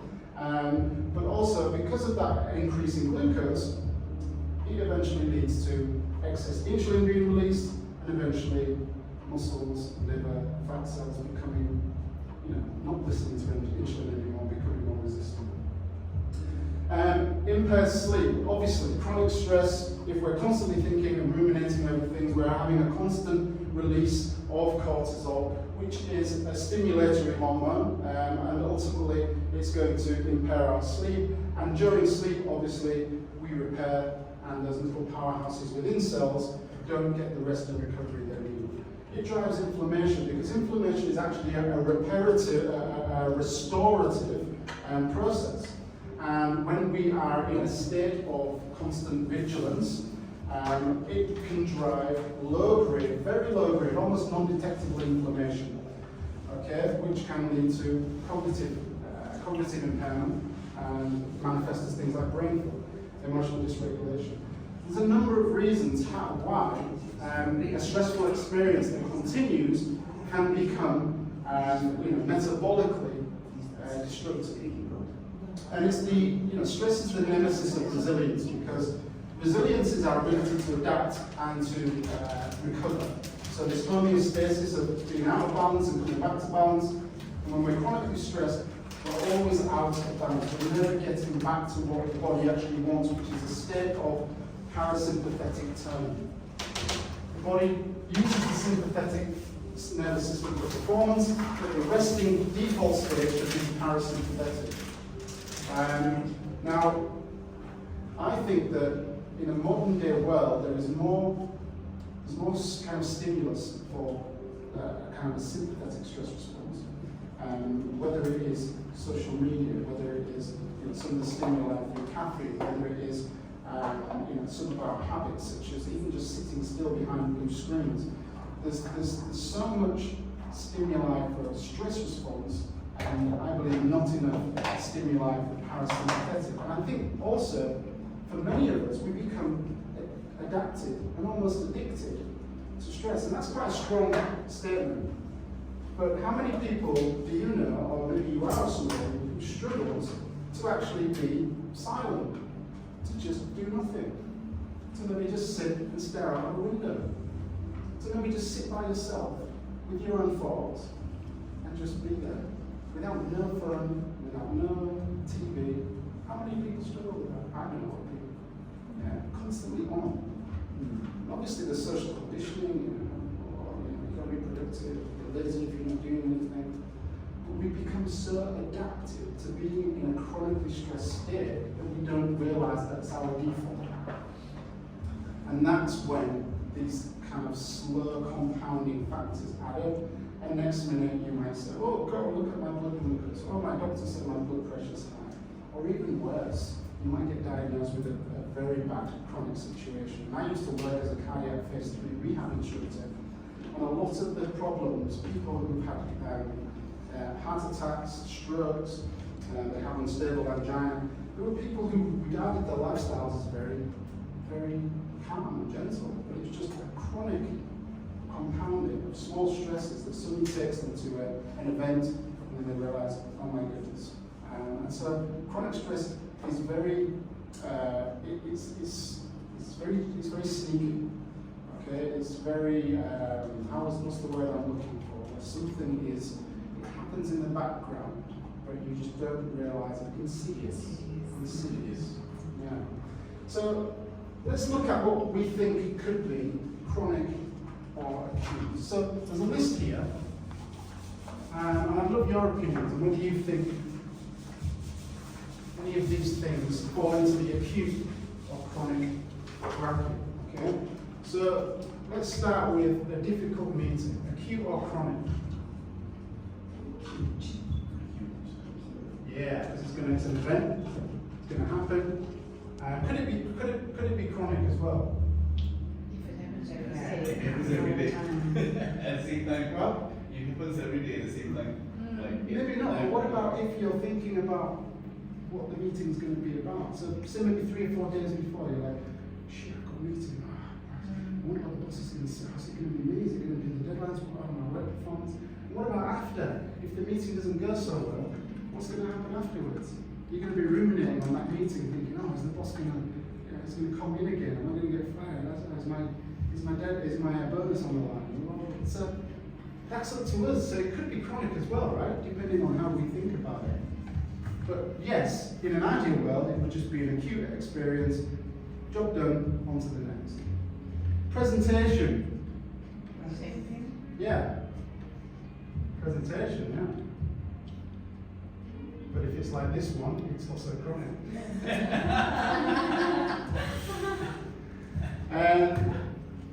Upcoming deadline. Acute? Upcoming deadline? It could be, yes. I'd say it could be chronic until it happens, and then once it's done, yeah, then it's finished. Yeah, it's done. So I'd say acute. Yeah. Difficult relationship. Difficult working relationships. Who has a stressful relationship in their life at the moment? Anybody? There's nobody in your life that causes you stress. It's all in the head. It's all in the head. Huh? It's all in the head. It's all in the head. Yeah? What do you think? Chronic. Yeah. Yes.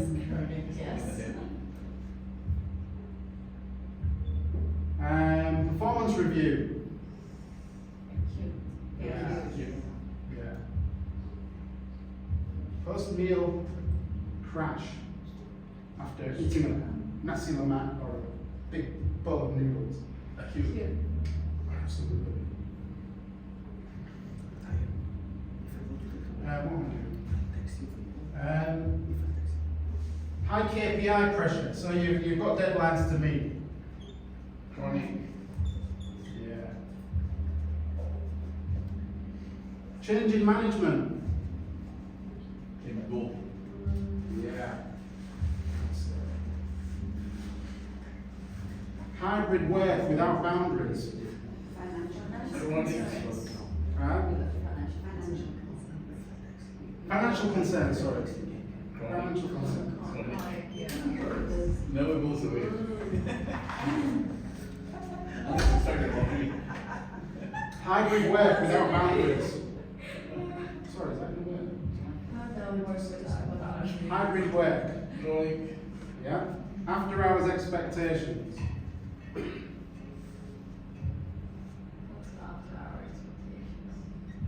So, your boss kind of texting you at 9 p.m. Oh. Ignore. Ignore. Ignore, that's all working hours. Block your boss. So that's a cue, right? Block your boss. After work expectation. Then off the phone. Okay, back-to-back meetings, culture, yes. Chronic. And unhealthy food. Yes. And last one. That's cute. Also. Fear of underperforming. That's more chronic, right? Yeah, exactly. So it depends, right? Yeah. Okay. Yeah. So what we can do, what we're doing here is we're just discerning between what is in my control and what isn't. And I think it's really helpful for us to be able to use a kind of some kind of system or framework in our minds to be able to say to ourselves about a situation whether, okay, what do I control in this situation, and is it worth me ruminating on it? Because how much time can we waste actually staring at a screen thinking we can do something when we actually can't, when we could be doing something far more productive? So ultimately, I think not just for our physiological response, but also for our productivity, we can decide and make or discern between things that are within our power and things that are not. Now, the metabolic impact of different types of stress. So acute, as we mentioned earlier, we've got the release of adrenaline, which gets us ready, then the release of cortisol, and what that can eventually do, if there is excess cortisol, is we can start to store more fat, because when cortisol is released, it tends to push fat towards certain areas of the body. So, as I mentioned earlier, the cortisol helps to release glucose from the liver. When the glucose is in the bloodstream, insulin comes out to grab the glucose and store it in the muscles and the liver or in the fat cells. But what cortisol does is it directs fat storage towards the midsection. It tends to make fat store around the organs, which we call visceral fat. So when we measure visceral fat, we can presume that a lot of, or some of that, is down to an excess of stress, an excess of stimuli in life that is reducing a person's ability to recover, to sleep. And so it's not just about genetic predisposition, our state of mind can affect where fat is deposited. And obviously hypoglycemia, because cortisol is getting glucose released from the liver, so we've got excess glucose in the bloodstream, and we have immediate energy as well. So I only say this part from a chronic perspective, okay? But the rest of the stuff, in an acute situation, is really helpful because we want to be ready for the activity. And in an appropriate situation, you know, an acute stressor would be a physical threat. And so you would need all of that to happen, apart from the fat deposition, but that would only happen if it was ongoing. You would need all of that to happen because you might need to climb a wall, you might need to fight for your life, you might need to address something, you might need to run across a road to stop getting hit by a car. So these are really appropriate responses in an acute physical situation.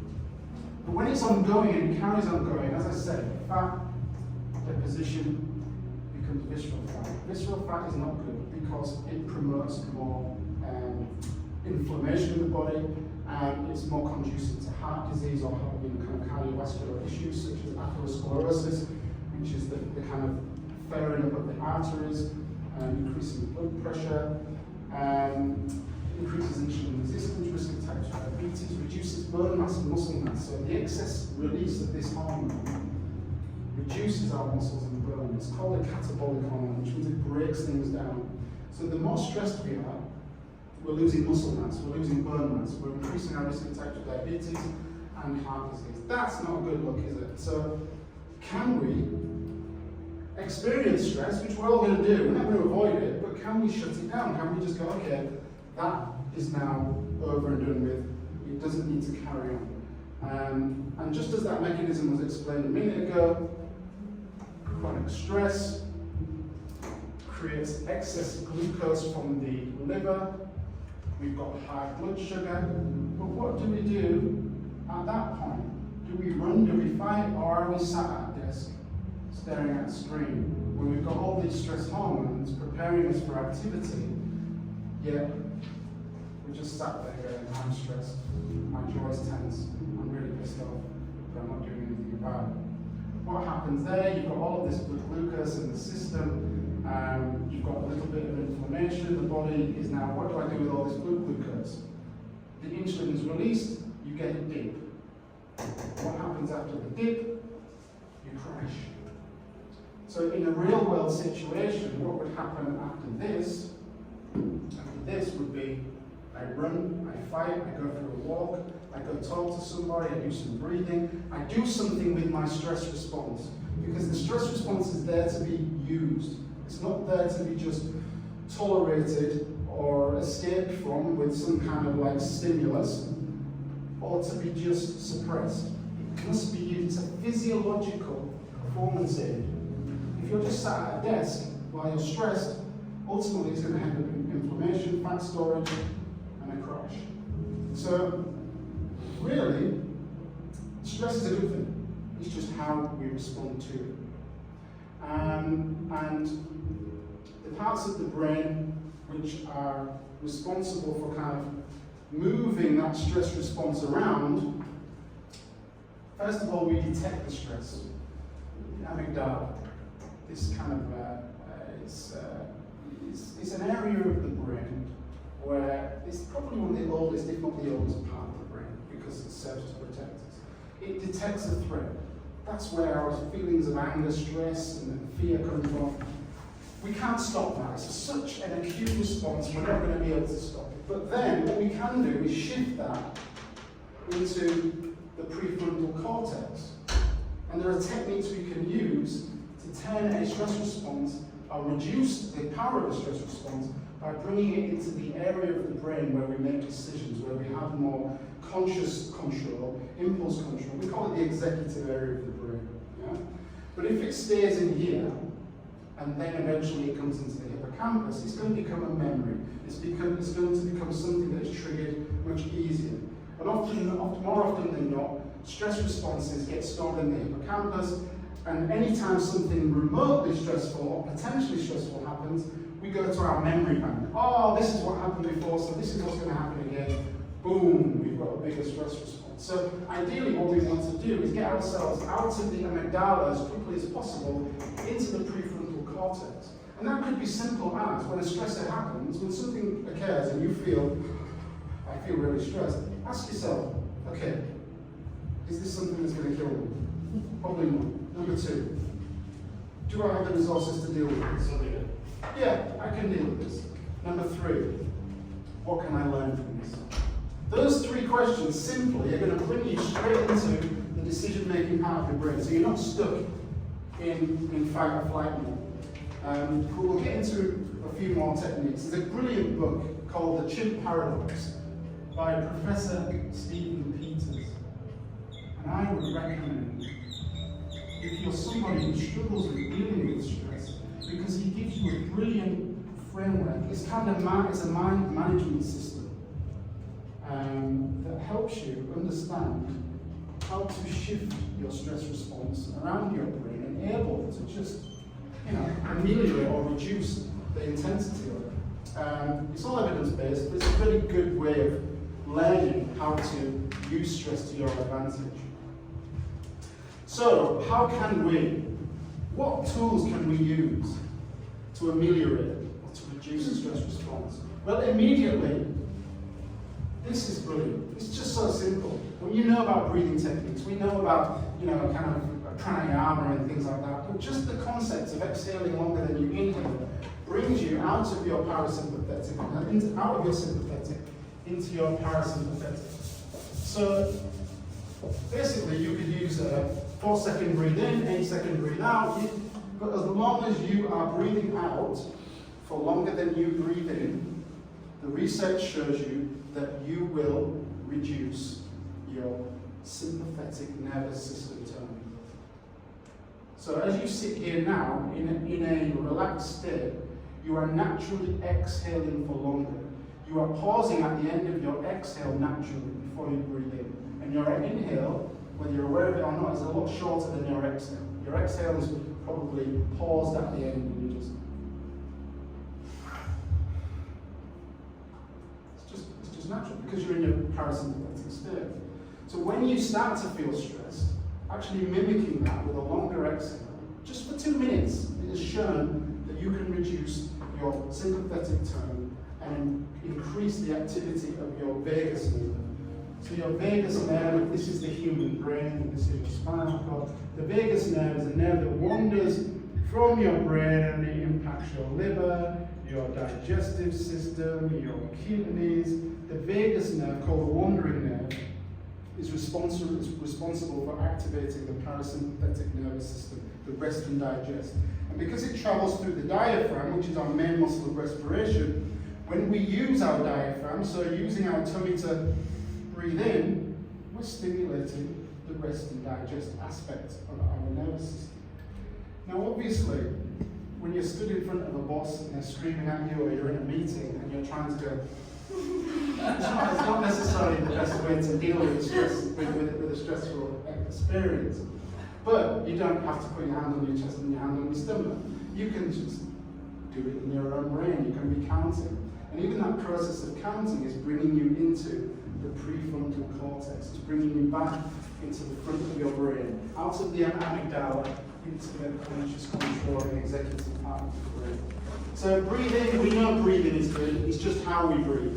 And simply a longer exhale than an inhale is enough. We don't have to box breathe, we don't have to count 4, 4, 4, 6. We don't have to do any of that, we can just exhale for longer than the inhale. Ideally in through the nose and out through the mouth, and that is going to bring you out of the stress response quite quickly. One thing I like to use, and I've used effectively with many institutions, I've used it with kids, I've used it in small businesses, is the 5, 4, 3, 2, 1 technique. Simple, because instantly you have to come out of the stress response and into your conscious mind and be aware of your environment. So it's a form of mindfulness. And it could be simply looking at what 5 things that I can see. When I'm feeling stressed, 4 things that you can touch. Simply just look around you. 3 things that you can hear. That means you have to be consciously aware. You have to bring yourself into the present moment. So it's almost distracting you from the acute stressor. 2 things that you can smell and 1 thing that you can taste. Very simple way of dealing with, of bringing yourself out of the amygdala, that limbic system part of the brain, into your prefrontal cortex. And one thing that I was taught in the military is closing loops.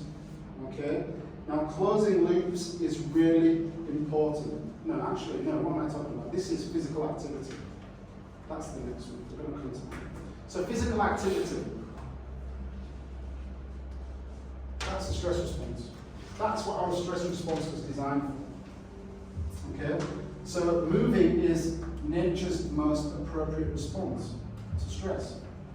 Whether we get up and go for a walk, whether we go up and down some stairs, whether we go to the water machine and get a glass of water, just moving the body is responding to what the stress response wants. It wants you to move, whether you're running or fighting. So again, that might be convenient in an office scenario. You might need to be sat put. But some people jitter, some people kind of like, their legs go up and down, wherever it is. But a natural way of movement, some form of movement is a brilliant way to ameliorate, to bring down that level of cortisol and to bring the balance back to the autonomic nervous system. But when I talk about in light of evolution, this is what the stress response was designed for. And if you'd like to know whether there's ever got a weight gain, I saw it. Okay, so it's happily mentioned that's at the moment. And after activity reviews, so in the military, we were taught to do AARs. So when we would go out and exercise, we would do things like close quarter combat. We'd be in an urban area. We would have live rounds in our guns. We'd have to go in. We'd have to rescue a hostage. Very, very stressful. You've got live bullets flying around. You've got people screaming at you, you've got little kind of like smoke grenades going off here and there.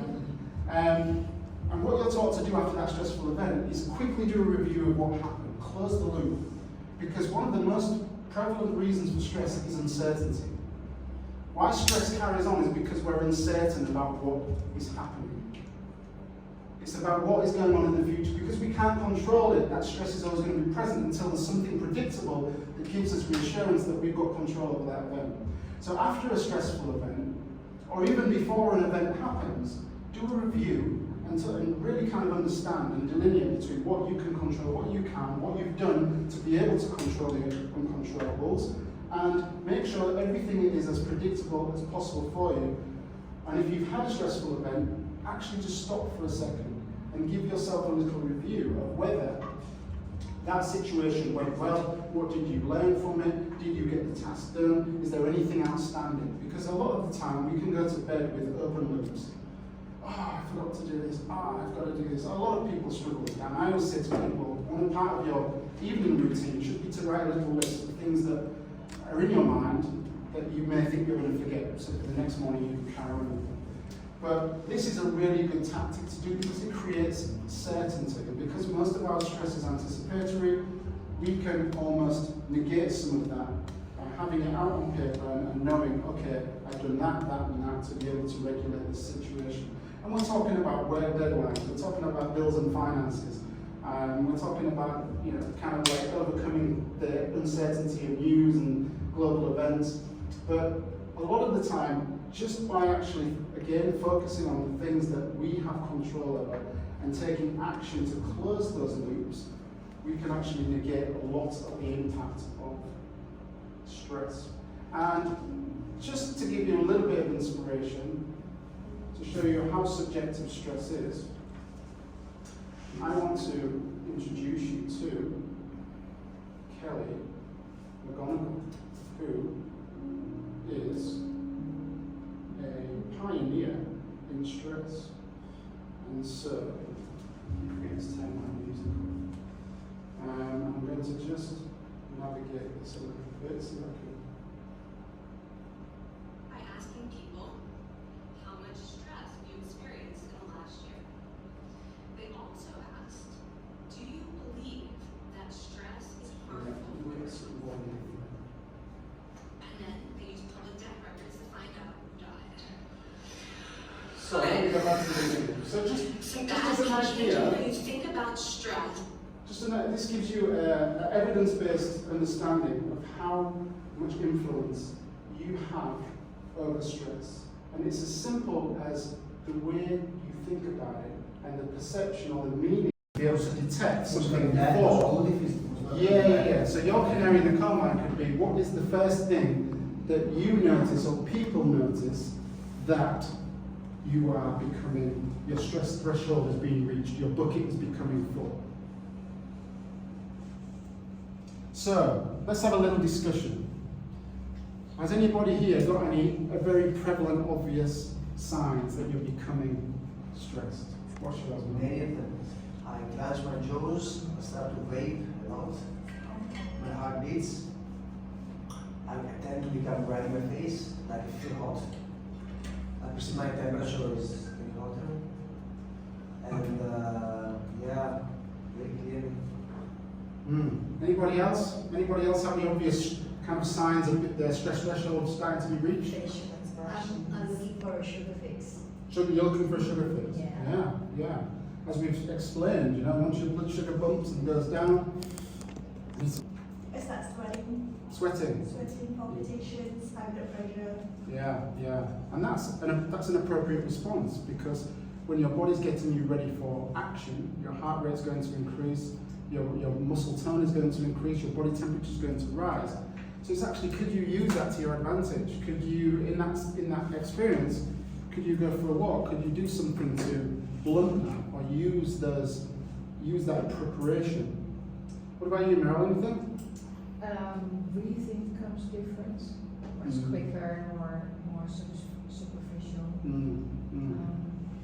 So yeah, I mean, whether it's the the exhale, whether it's a bit of physical activity, whether it's just bringing yourself into the moment with a 5, 4, 3, 2, 1. So it's very simple things that you can do just to blunt that stress response. But it's really important that we don't normalise it, because I think in modern life we've normalised stress, and a lot of us struggle to detect it because it's so prevalent and it's so obviously there a lot of the time. So some of the most common workplace drivers of poor sleep, stress related, or cognitive overload.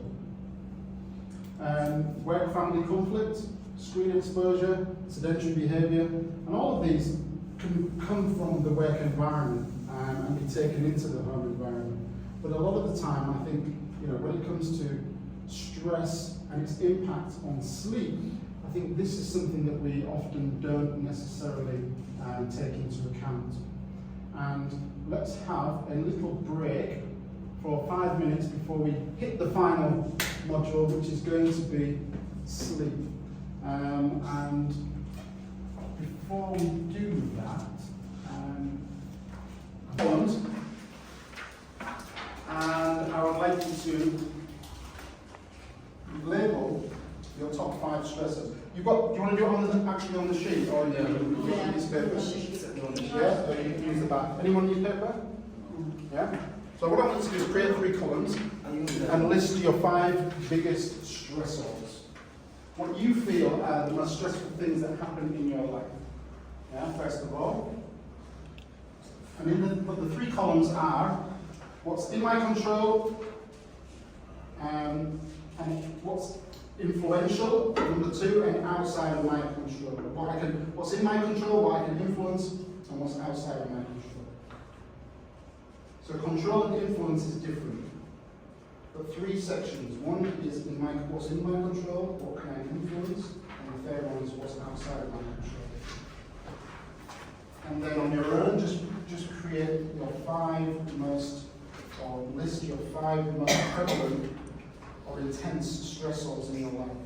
Things that really, or things that you're concerned about, you're often kind of contemplating or ruminating over, or things that happen often and frequently that you don't enjoy. How do you want to interact in a group? So we have the 3 columns: my control, influence, and outside of control. Yeah. And then, do we interact as a group, or? Yeah, so when you've listed your 5 stressors as individuals, then come together in your group and just basically discuss where each of those stressors, which category they fall into. So someone might have a different opinion to what you think is under your control. Someone might say, well, is it really under your control? Because often where we think we have control over things, but then an outside perspective can be like, well, do you? So it's really important that we can get not objective, but outside opinions to maybe just shed a little light on our own silos of thought, because often we live in these bubbles of perceived control when actually some of the things that we're trying to worry about and invest in, we can't control. And then after, when you discuss them, categorize them, just discuss whether you are actually spending unnecessary time or investing unnecessary resources in trying to control these things. So first of all, 5 things that stress you out.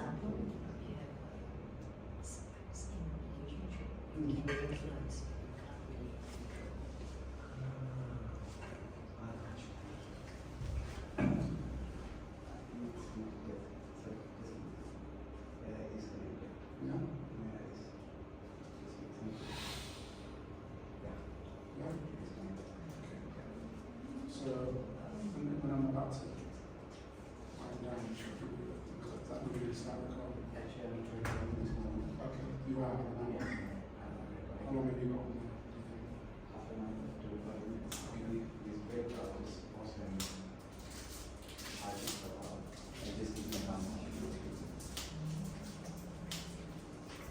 So, have you got your list of 5 things? Yeah. Right, so come together in your little group, and then for each of your little stressors, just decide whether it's under your control or whether it's not, and just discuss it. Put it out there to your group, to your colleagues, And what is Our I finance managed them the way I took them the way I was to their needs for their English. I do a bit of Bahasa, but then throw it in and out. but Yeah, but they're very good. And also English. that outside We also use Because I'm not Malaysian, so that is also on depending on the family, so meaning that if I would trigger my Okay, guys. Let's discuss, let's just highlight a few things that may have changed from what you wrote to the feedback that you got. So is there any stressful experiences that you wrote as under your control that actually you maybe realise now aren't so under your control? Are there any things that you've written that are now have been changed Yeah. from your outside perspective, such as what? Give me one thing that you thought was under your control, but after the discussion, you realised it wasn't so much under your control. under control, but Or is there anything that you when you thought was out of your control that you now realise you have more control over? Timelines that we No.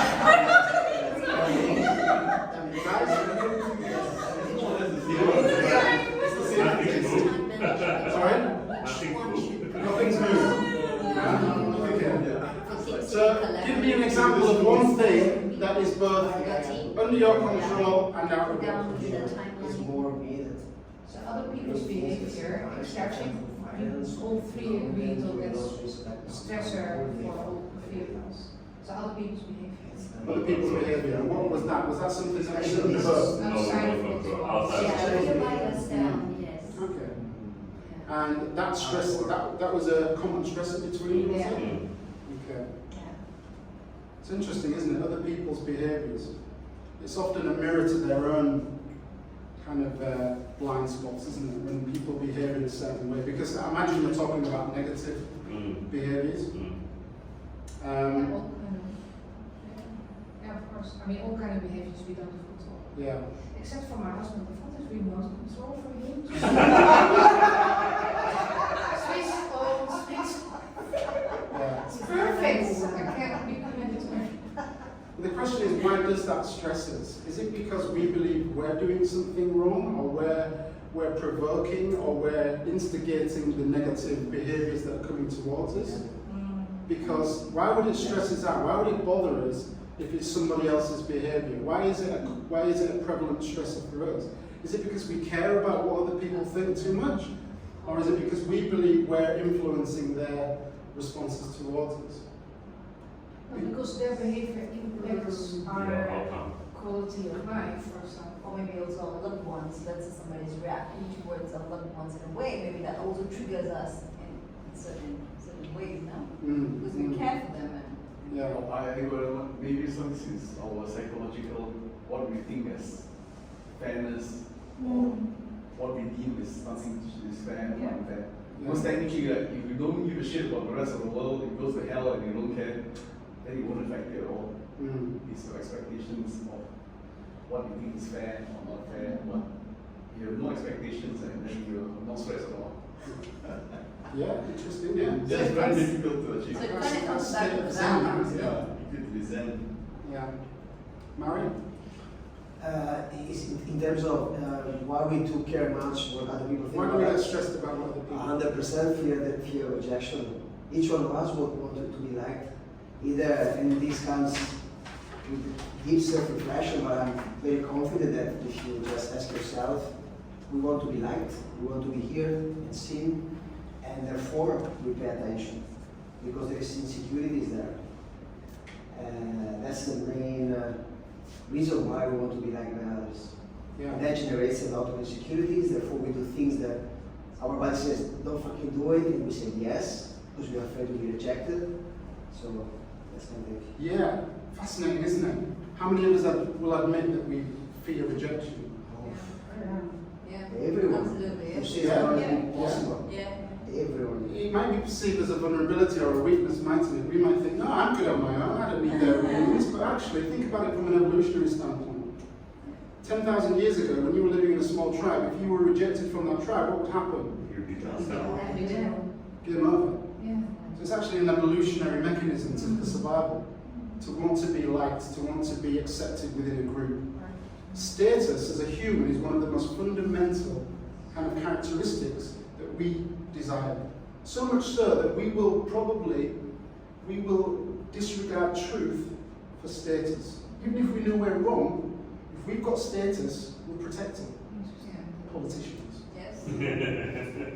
Yeah? Look what's happening now. Status is the thing we will protect at all odds. Even when it is very obvious that you are a hypocrite, you contradict yourself, you're an absolute bigot, whatever it is, you will protect your status because it's evolutionary. Because it could mean life or death. A long time ago. Brilliant, yeah. Anything else that is, and I put that, it's not under our control. We can't control what people think. We can obviously pertain to our own status, our own levels of authenticity, of values and things like that, but people often say that the more that people dislike you, the better you're doing in life. Donald Trump.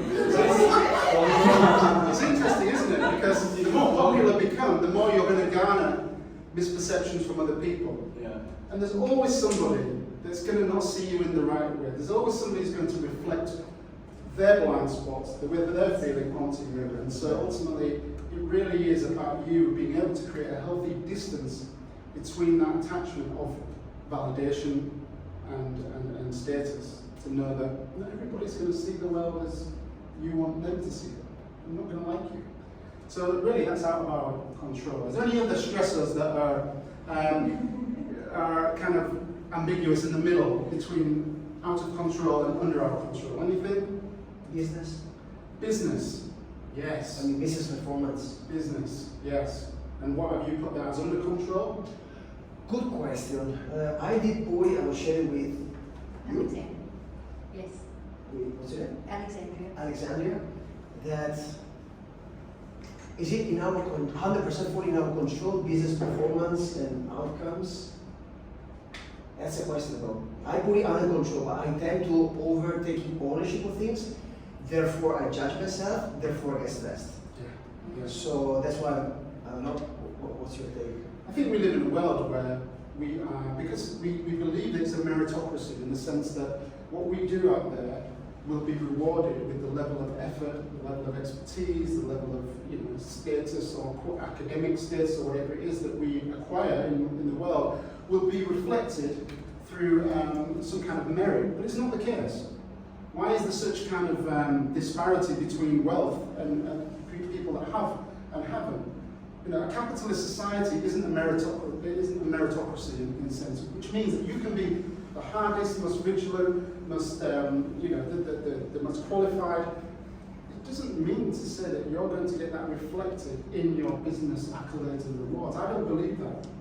I bust my balls. I'm in a country where I'm limited by a system where if I don't have for instance, I've recently got my talent pass. Without that, I can't work. So I can be the most qualified, authentic, believable, lovable person in the world, but if I don't have a bloody legal grounding to set up a business, I'm hamstrung. Is that in my control? No, because I've got to be here 3 years and get 3 years of taxes before I can apply for a talent pass. So that's out of my control. So I don't believe, and that's only a small example, with a talent pass, even with that, and I create a business, I might have the most brilliant concept in the world, but it's whether somebody else can see it as valuable to their business, whether they think that there's somebody else that they might want to give that business to. There's so many factors that are out of our control in business success, and that's why I put it in the middle. Yes, there's a lot of things we can control, but there's a lot of things that are out of our control. So that makes this an ambiguous one and also a very tricky one to navigate, because a lot of the time we're taking it on our own consciousness. It's me. What am I doing wrong? Why are they getting 3,000 likes and I'm not getting any? Why are they getting big contracts and I'm not getting any? It's nothing to do. It might not be anything to do with you and your meticulousness and your hard work and your ethic. It might be just that you're in a different environment that is a little less conducive to your success. A bottle of water in a supermarket costs maybe 50 ringgit. In an airport, it costs maybe no, not 50 ringgit, 10 ringgit. In an airport, it might cost 20 ringgit. In a luxury hotel, it might cost.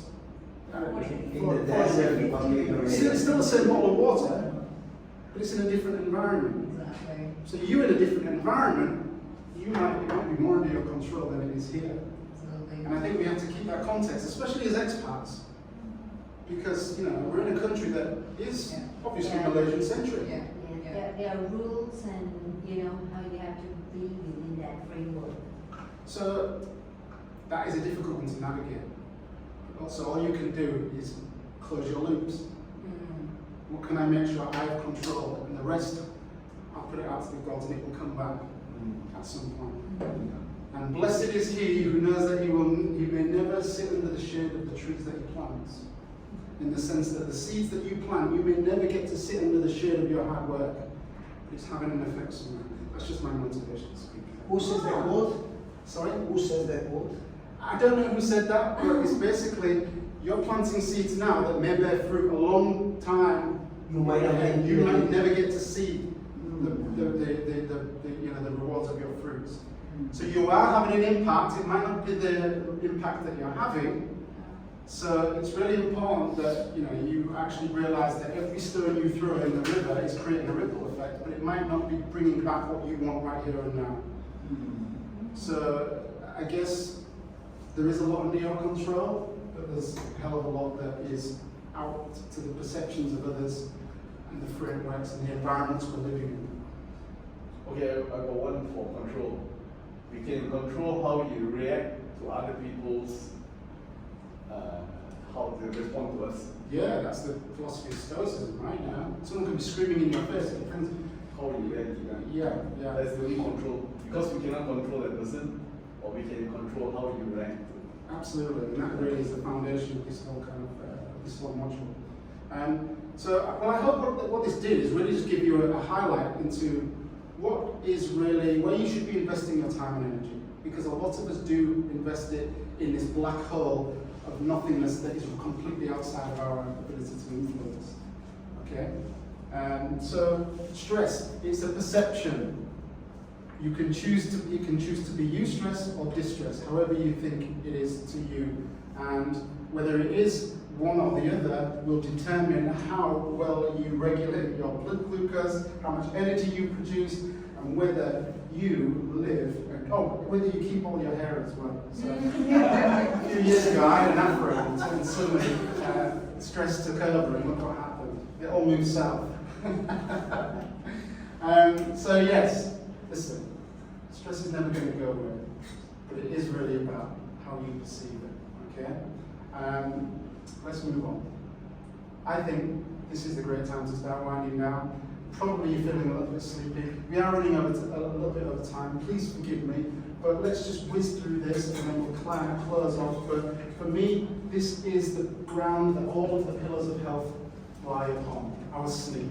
Something that we neglect, something that we take for granted, and something that is really a performance tool, not just a recovery aid, okay? So we're going to talk about how sleep is a performance tool. We're going to talk about workplace factors that disrupt sleep, evidence-based strategies to improve sleep, and simple workplace and evening routines to support sleep. Because many of us just think we go to bed at night, we turn our phone off, we lay down on the pillow, and our body should just automatically drift off into beautiful slumber. But actually, from the moment you wake up, you are influencing the night's sleep you are going to get. And I'm not saying that you should be, completely paranoid about everything you do in your day, but there are some very important things that are influencing your quality of sleep as soon as you wake up. Yeah? And it's not a badge of honor to not get sleep, guys. Okay? Oh, I need to fall asleep and look at me. Listen, that's just psychotic. That's not healthy. Yeah? So, talked about this a minute ago. Workplace drivers of poor sleep. There are many things that we can do in our daytime that interrupt our sleep. And there are many things that we expose ourselves to even outside of the workplace. Screen exposure is a big one, isn't it? Those shortwave blue rays that come into our brain and tell our body that it's daytime. Overload. Again, I said this earlier, we have so many emotional and physical and social touch points in our day, we can be cognitively overloaded. Decision fatigue. How many decisions do we have to make in a day? And it's so many more than we ever had to as human beings. You know, yes, 10,000 years ago, our day was probably dominated by finding food, but we just had to discern between what was dangerous and what was not dangerous, what could be eaten, what couldn't. Now, woo, you go to the supermarket, how many thousands of products do you see? How many iterations of one product do you see? The decisions you have to make, and each decision takes energy. It uses energy. And as I said earlier, this concept of sleep pressure that builds throughout the day, every decision adds a little bit more to sleep pressure because every decision breaks down ATP into adenosine. The more adenosine you have, the more sleepy you become. So every single decision you make, every choice you make, every behavior because of those decisions is creating more sleep pressure. So, you know, I'm not saying that we should go through the day and not make any decisions, but we should, as we just alluded to, understand what is in our control and what is not in our control. So, sleep is a crazy thing because it influences so much. But I just want to talk about it from a metabolic health standpoint and two hormones in particular, which are ghrelin and leptin. These are our hunger hormones. When leptin is high, we're not hungry. When ghrelin is high, we're hungry. Okay? Ghrelin is released from the stomach and tells us to eat. Leptin is released from our fat cells and tells us that we're no longer hungry. When we don't sleep properly, our leptin and ghrelin levels are all askew. Okay? So we are much hungrier, we're much more likely to eat refined carbohydrates, sugary foods, because of this hormonal imbalance. So we get increased hunger, increased cravings, higher calorie intake. This is all things that we see in people who have deprived or disrupted sleep. And it also elevates that stress hormone cortisol, which helps us store fat around the midsection. So sleep, as I said, if we have pillars of health, exercise, nutrition, stress, sleep is the ground that all of those pillars rest upon. And the two concepts I want to talk about today are really sleep physiology, from a sleep physiological standpoint, are sleep pressure and circadian rhythm. And I've already alluded to this molecule called adenosine, which builds up from the minute you wake up. The more adenosine you have in your body, the more you are getting prepared for sleep. It's called sleep pressure that builds from the minute we wake up to the minute we go to bed. So when we arise and sunlight should hit our eye, you're already starting to build sleep pressure towards the night time. Okay? This is why it's important that when you get up in the morning, one of the first things you do is expose your eyes to natural light.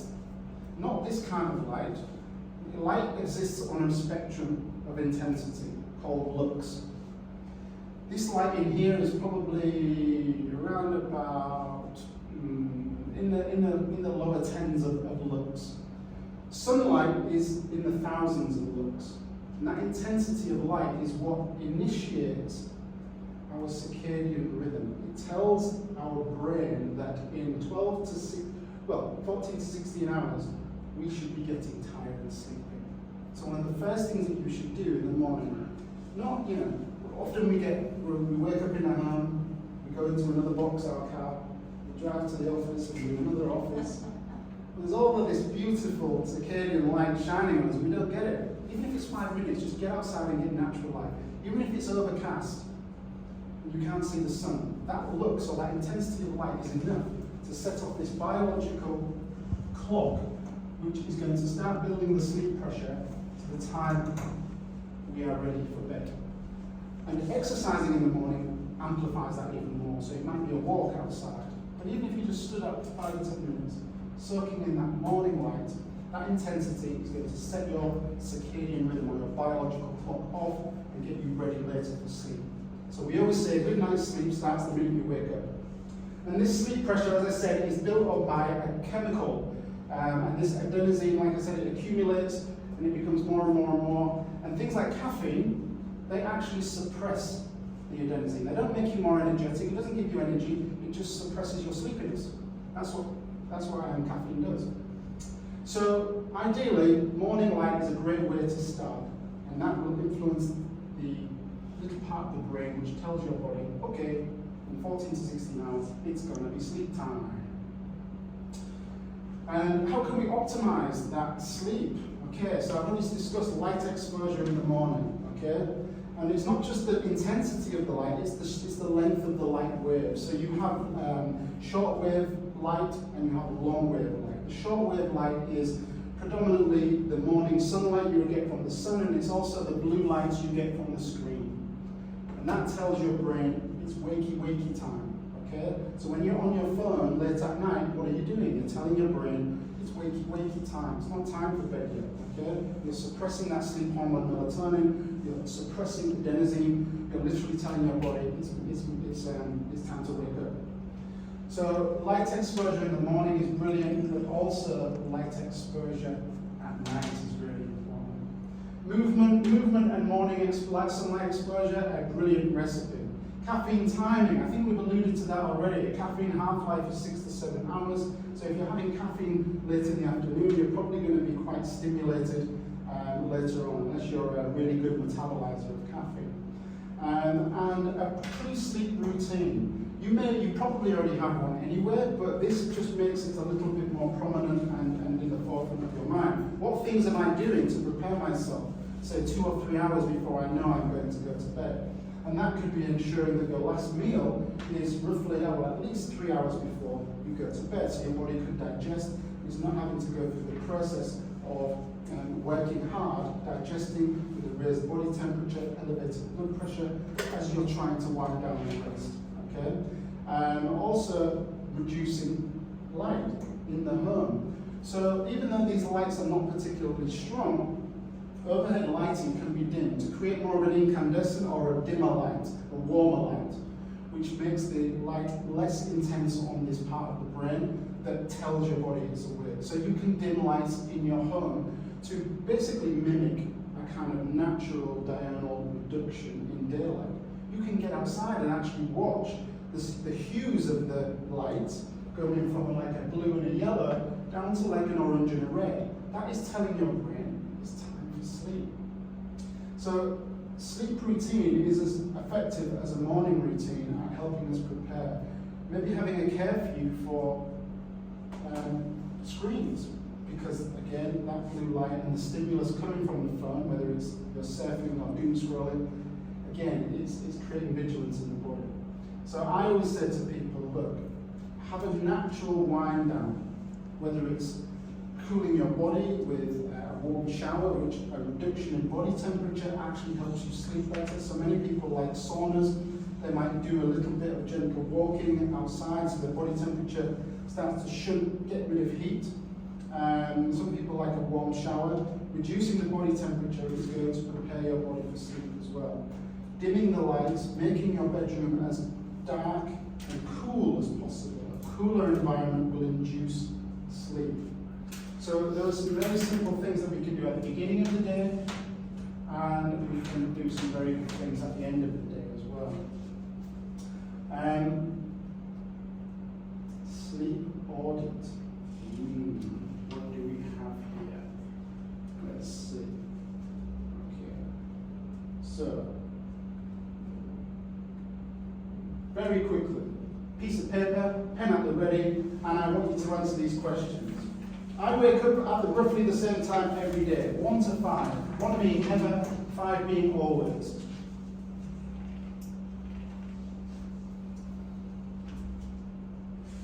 I aim to go to bed around 10 p.m. 1 is never, 5 is always. Just write a number down, and we're going to add them up at these. I get natural daylight within the first hour of waking. Never or always. Rate yourself from 1 to 5.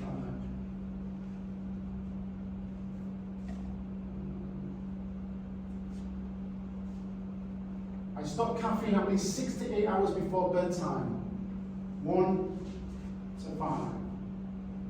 Never or always.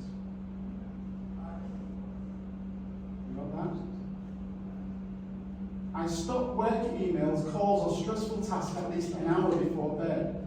1 never, or 5 always. Choose your number between 1 and 5. I have a consistent wind down routine. Reading, stretching, breathing, meditating, incense, candles, Marvin Gaye, whatever it is, whatever gets you in the mood for sleep, or whatever it is you do. 1 to 5, yeah? I fall asleep within about 20 minutes of going to bed. 1 never, 5 always, rarely, sometimes, often. And I wake up feeling reasonably refreshed most mornings. 1 to 5. Yeah? Good. Tot them up. See what you've got.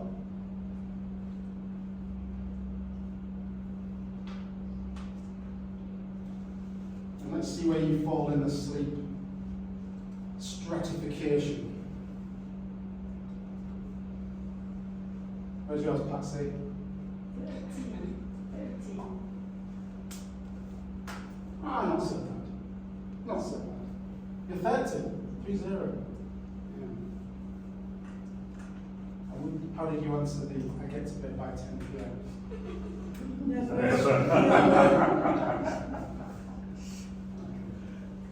All right, so who's got strong sleep foundations? Oh yes, go on, Claire, go on. Well, that would be I did the the fountain. This is the secret, the elixir of you. Moderate sleep alignment. Okay, that's pretty good in the context of modern life. Circadian disruption likely. Okay. High risk sleep pattern. Anybody? Okay. All right. So there's little bits to work on, but any questions in particular where you scored a 1? I did use phone, laptop, or TV use an hour before sleep. Never. No, I always I finish my day with reading and use my phone in bed. Then put it away, set my alarm, and then I sleep. Yeah. Yeah. And you get off to sleep fairly good within 20 minutes? Okay. There are little screens that you can have on your phone, so you can press a couple of buttons. If I do that, see how it goes red? So that blocks the blue light rays, so you can actually still read, but you've got a dimmer on the light, so it's actually designed to stop your brain detecting these blue lights, the blue rays of light, which are responsible for interrupting your sleep. So you can adjust your screensaver on your phone, and there are settings on them. I can send you a little protocols. The quality of them kind of not deteriorate, but they become less intense as the night wears on. So a sleeping window from 10 to 5 is better than a sleeping window from 12 to 7. All right? What about someone who sleeps even longer than? Longer sleep can be detrimental, so sleeping too much has been shown to actually have negative effects on cardiovascular. So sleeping for more than 8 hours. Yeah. Chronically, long term. Because the more you're sleeping, the more inactivity you have, and you know the body relies on activity to turn muscles, to turn blood vessels and things like that. So you can have a negative effect on your cardiovascular health by having too much sleep.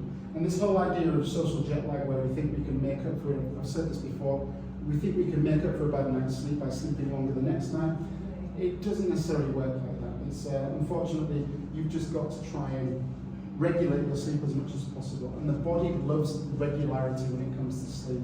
If you're somebody who travels a lot, the best thing you can do is really try to, calibrate your circadian rhythm to the environment you're in. So as soon as you're there, if you've travelled at one time and then you're 5 or 6 hours behind or ahead in the other landing place, you make sure that you try and sync your body's rhythms to the place you're in straight away, whether you're eating a meal, having some natural light.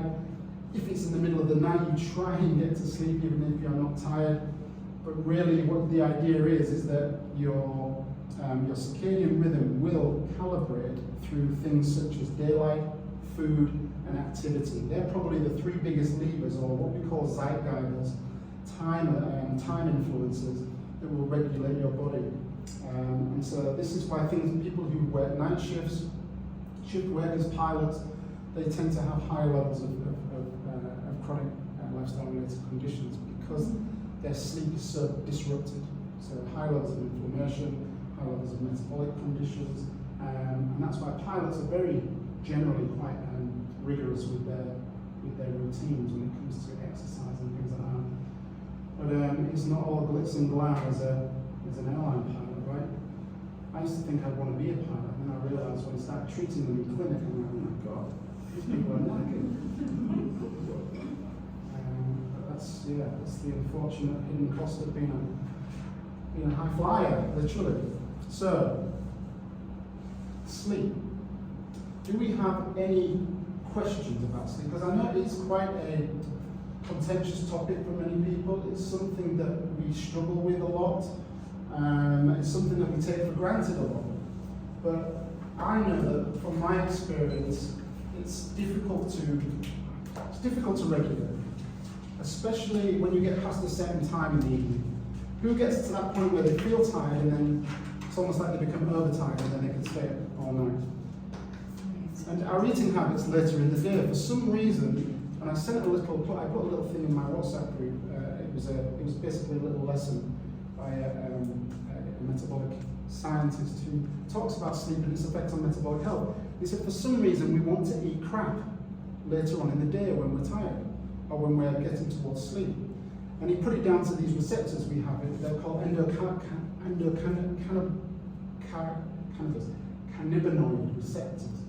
So what they do is these receptors are the receptors that respond to recreational drugs like cannabis, and they give us a feeling of pleasure. They help stimulate dopamine release. And what foods help to stimulate dopamine release? Sugar, fat, salt. Foods that taste really great. So we tend to have a kind of a desire for junk food later on in the day. So the later on you're staying up, the more likely you are to eat, but not just eat, you're going to eat, most probably you're going to eat foods that are not helpful for your metabolic health. So that's not your fault.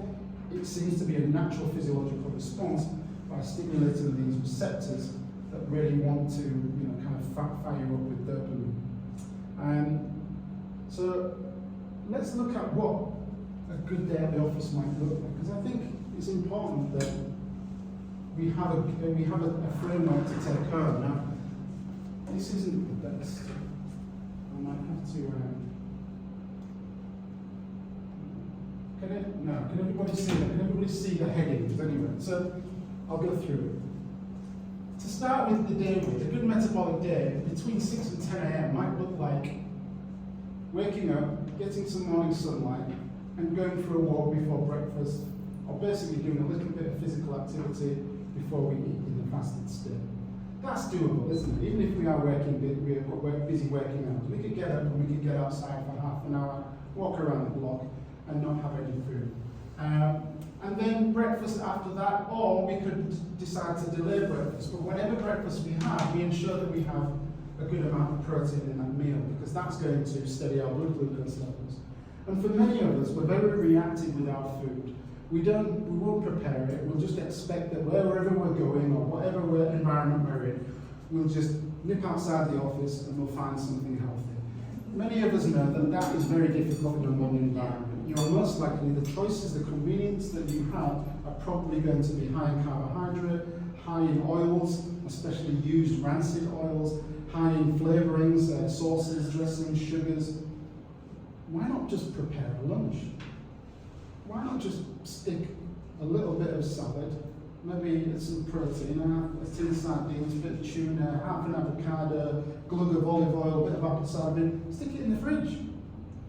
Why do we fail to prepare the very basics of our day? Because that's going to stop you going out there and snacking on crap and eating rubbish. Knowing that you know it's going to be rubbish, you know it is, but you're so like, okay. And then afterwards you're like, and you're tired and you're beating yourself up, it's like, just prepare, just get out there. It doesn't matter where you are, you can take a little something with you to stave off hunger. And even if you are hungry and you're surrounded by rubbish choices, nobody's forcing you to eat until you get home. And remember, 382 days was the longest fast in history. Take frequent movement snacks throughout the day. Now, I don't talk about food snacks, I talk about movement snacks. Because a lot of us, when we go to the gym, we're heroes for an hour and then we're sat on our bones for 7. That's not the best way to get movement in the day. Frequent little movement snacks, whether it's 2 minutes, 3 minutes, 4 minutes. So the whole Pareto principle, or the Pomodoro technique, is 45 minutes, get up, move around. Your productivity goes through the roof, and your ability to concentrate and do quality work is improved by you having intervals at the desk or at the workstation. So just getting up and moving around frequently, setting an alarm or putting a little post-it note on your screen, but movement snacks instead of carbohydrate snacks is the way to go to keep your blood sugar levels moving nice and steadily and your energy nice and predictable. Lunch when you're hungry, this whole idea of, oh, I must have breakfast, lunch and dinner and I must have snacks in between, it's just a cultural phenomenon. It's just a food industry driven, kind of like propaganda weapon to keep you eating, okay? At the end of the day, you lunch or you eat when you feel hungry. Your body's got natural rhythms. It's like this whole idea of drinking 2 liters of water per day. There's no research behind it. Your body can regulate, your body gets thirsty when it needs water.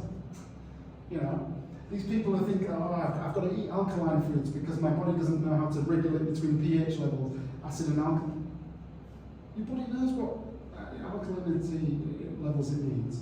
You don't need to eat drink hydrogen water and eat vegetables. Your body knows what it's doing if you give it the chance, if you give it the opportunity. Listen to your satiety signals. When ghrelin goes up, you'll start to feel hungry. If you feel suddenly hungry, ask yourself, is that because I've just been in a stressful situation? Is it because I'm bored? Or am I actually feeling like I need satiety, I need food? Okay, I need sustenance. So I think being in tune with your body's signals is really important. Instead of just going, oh, it's 1 o'clock, I've got to eat. No, be in tune. And the last meal within 8 hours of the first meal.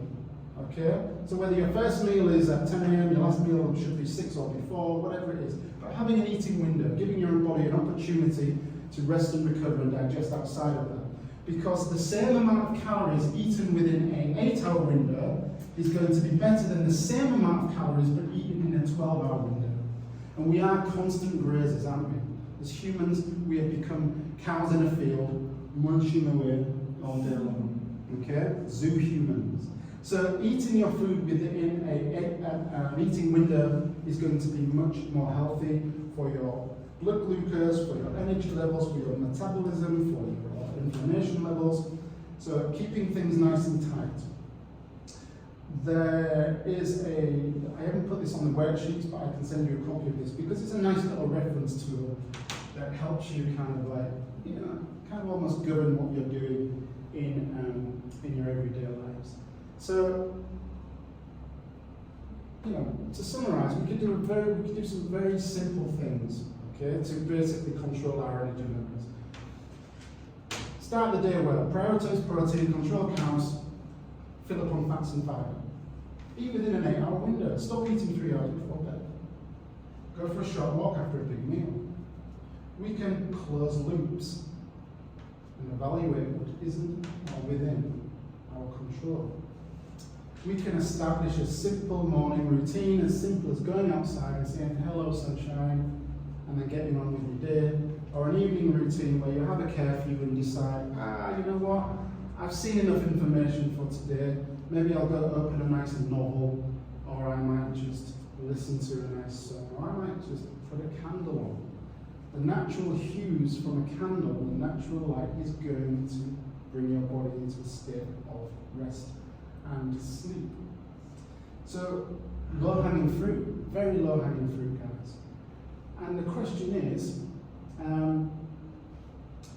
what are you going to put in your toolkit?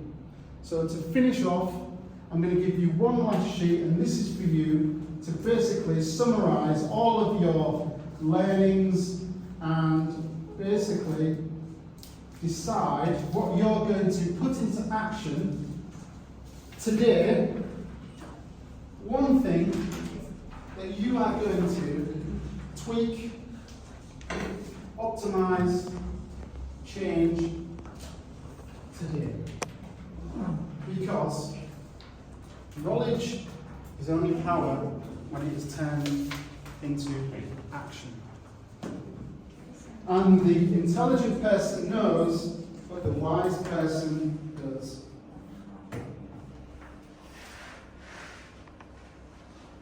So, I'm asking you to become accountable to yourself right now and name one thing that you may have learned today that you can take away and implement. Because in the famous words of Mr. Tony Robbins, action is the biggest cure-all, or the greatest cure-all. And without action, you are just a fleshy ball of knowledge.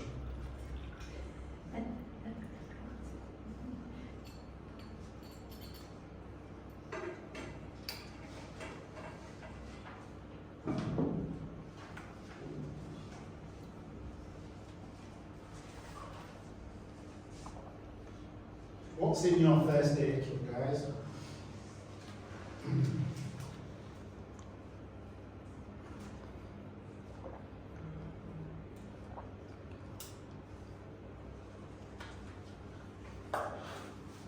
Remember, these are not just kind of pie in the sky commitments. These are realistic, practical things that you can do when you walk out of here and commit to yourself. Because I don't call this just wellness optimization. I call it, number one, as I said earlier, infrastructure. In a modern world, it's infrastructure. It's basic. It is the ground that we walk upon. But also, it's personal development.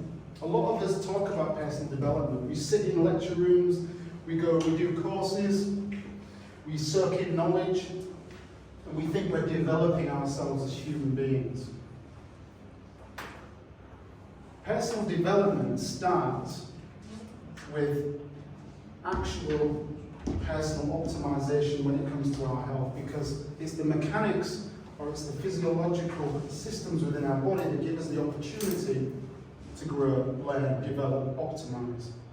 So if you're somebody who's just sat there soaking in knowledge, that isn't personal development. Taking action and actually embodying what you learn, that's development. Okay? And you can think it's as extreme, you can think that it's, it's a little bit too, deprivational, it's too strict. But you live in a world where your objective really is to enjoy it, get the most out of this life as possible, and also have a positive impact on other people's lives as well. And I'd say leave the world in a better place than when you found it, which could be a bit tricky considering what madness goes on in the world. But in your sphere of influence, are you helping people?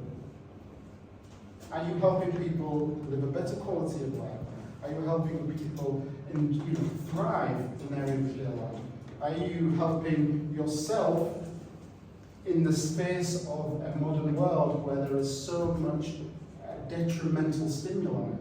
And it's become more apparent than ever, I'd say, especially in the last 30, 40 years, that we have been pulled away from the most very basic physiological things that humans need to thrive, which is quality food, quality rest, peace of mind,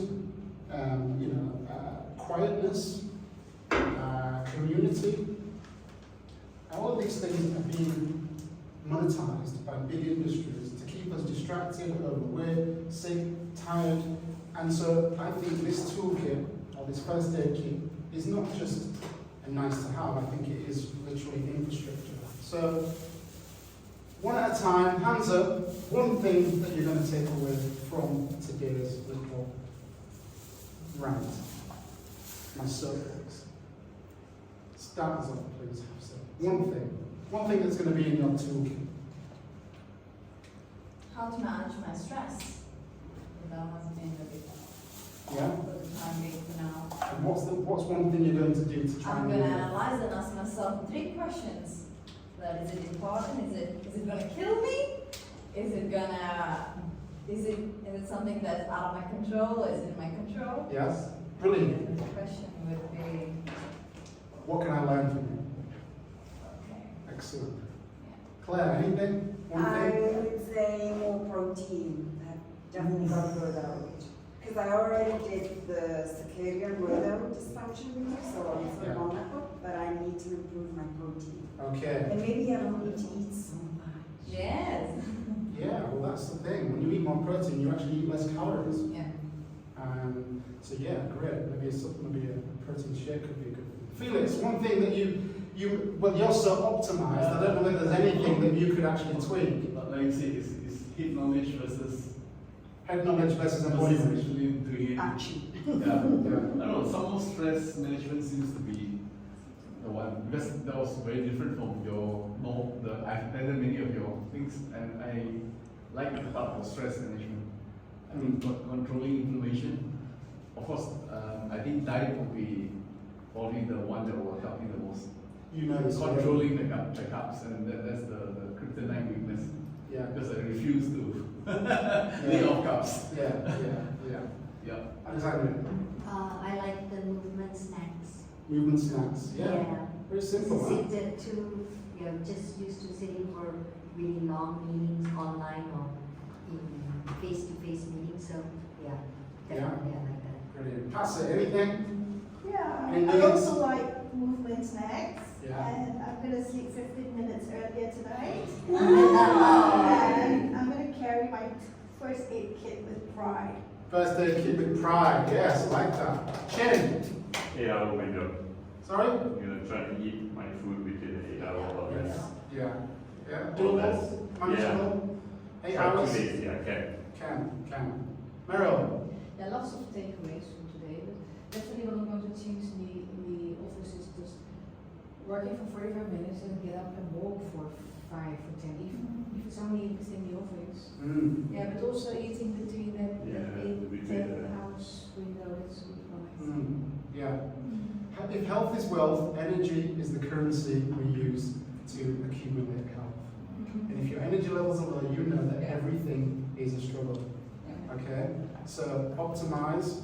Don't be too pedantic, don't be too extreme, but just be aware. Because being vigilant in a modern day environment, I think is necessary. Yeah. Any questions, please, to finish up? I think, Felix, you had one about the optimal blood glucose ranges. If it's in millimoles, it should be around about 5.5, staying in a 5.5 region. If you're wearing does anyone use continuous glucose monitors?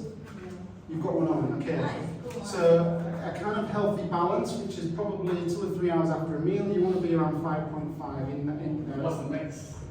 about 7. Well, No, 9. Yeah. Depends, no? well, what's your max? Your Yeah, max what's is your Max is 17. yeah. Oh, Yeah. God. So Are 17. you an done? ideal. Well, based on this, yes. Oh, my I God. just have to take a bowl of white noodles, and you'll go to minimum 13 to 15. But how fast does it come down? No, well, if I follow all this first aid kits within 2 hours, but you have to consciously do 20 squats or push-ups or whatever, or take a 20-minute walk. So a healthy high range is about 7.5 to 7.8 millimoles. Yeah. So when you've eaten, you should only be getting to about 8. I'd say 8 max. But you know this, right? But the under the app, right? They put it as 10. Yeah. 10 is the range. Yeah. Above 10, you start changing colors. Yeah. But the green light is until 10. Yeah. Or what in that. I'm referencing Levels, which is a metabolic health kind of platform in the US, and that's some of the most kind of the most knowledgeable pioneers talk about. Ideally, we should be below 8, but that's maybe in the super healthy range. But 10 still. But anything beyond that, you're either eating too much carbs, too fast, not enough metabolic flexibility, too much insulin resistance. But You know this because of your current situation. Any other questions? Any questions, please? Come on, there must be lots of questions. Give me one at least. Give me here, difficult question. No questions on sleep, no questions on managing your blood glucose, anything that you want to know from anybody else? Any friends that you have? Any colleagues that you'd like to help? What about food and diet when a person, they eat healthy, but still somehow every day they want to have a little bit of alcohol in the diet? They still drink a glass of wine. This is my husband. And yeah, because these are people that you cannot tell anything over, because they say, it's a little pleasure, you want to have a little bit of alcohol. Yeah. Well, the whole concept of, of balance. I'm not going to condone having a glass of wine now and again, but it's when it becomes habitual, when somebody uses it as a crutch instead of a tool, that's something that they lean on because they think that is their source of pleasure. And I've discussed this before, that food is addictive. We now have more food addiction. It's becoming recognised within the scientific literature that we can become addicted. And alcohol is obviously addictive, but if they're not using it, abusing it as a substance, then it's not. I wouldn't say it's a problem, but we can become very dependent upon these substances. Right. Sugar, fat, salt, caffeine, alcohol, tobacco, whatever it is. And so it's actually being able to acknowledge that and say, well, do I have the capacity to go without? But for some people, they find pleasure in eating. Rather than it being actually a process of just sustaining themselves, they get pleasure and reward from it. And we all do to an extent. But when it becomes like, oh, what can we do? Let's go eat when you're not hungry. That's when it becomes tricky. So when alcohol becomes, oh, I need it to calm down, or I need it to de-stress, or I need it to feel better. That becomes a little bit, I think, precarious for people. But listen, we cannot influence people's choices. I always say you can't make a horse drink, but you can try and make it thirsty. And I say that do that through your own behaviours. Lead by shining an example. Because some people, your light is too bright and they just rebel. Some people are like, oh, show me the way. So just be the change, and be the person that they may aspire to eventually. Because most people only make change with discomfort. Unfortunately, they get so uncomfortable that they have to do something. Right. I would wish it would be inspiration, but often it's not, it's discomfort. So just be there and maybe nudge now and again, or just stick them in a room, lock the door, and see what happens. Well, I think he should be here, but it's up to me to take this to him. Yeah. He would listen to Ricky, he won't listen to me. Oh. The thing is, we all have cognitive bias. I've sat in rooms with people who believe they're biohackers, yet they're smoking crack cigarettes. I'm like, how can you be a biohacker but you're smoking? Well, that's just one bad thing. I still optimize my sleep. I do ice baths, I do infusions. But you're doing probably one of the worst things for your health, you're smoking. So we all have our cognitive biases. We'll protect what we believe is right because of our status. So, I'm not preaching to anybody, but trying to get through to people can be very difficult. They have to do it themselves. Yeah. Any other questions? No? Well, if anybody has any friends, colleagues that want to optimize, want to go through a very pragmatic, practical system of habit change, lifestyle interventions, then they can come and join me on the Metabolic Health Reset. You can scan that and that will take you to my website. But at the end of the day, guys, this is about you, first of all, being in alignment with who you are and your values and your identity. No one can force you to make changes. No one can make you feel more energetic. It's really down to your daily choices. And all of this stuff is done behind closed doors. It's not what we see on social media. It's not what you're telling people. It's what you're doing when the doors are closed. Okay? So all I would say is, let that little voice inside your head ring loud, because that knows how to guide you, and it knows what it wants. And so for me, doing it behind closed doors is the thing, and be an action taker, because this is one life, and ultimately we want to get the most out of it, and we do that by having Energy. Yes, ladies and gentlemen, thank you very much for giving me your time. This is the first time I presented this, so therefore the flow can be tightened up. There's But I hope that I imparted a little bit of knowledge, wisdom, inspiration, and some things that you can go home and action and maybe share with other people. And if you want any more relevant information, I'm more than happy to send you references, articles, links, citations, and things like that. But everything that I've talked about is evidence-based, and hopefully some of it can ultimately help your life and the life of others. So thank you very much, and hopefully, you'll see me stood on top of a mountain somewhere preaching high to corporates and all that nonsense. But thank you, Tyre, for giving me the opportunity and filming, and each of you for coming out on a holiday. It really means a lot to me, because I know that you've probably got 1,001 things that you would rather be doing. And I'm sorry for overstaying, and so away you go. Thank you very much. Thank you.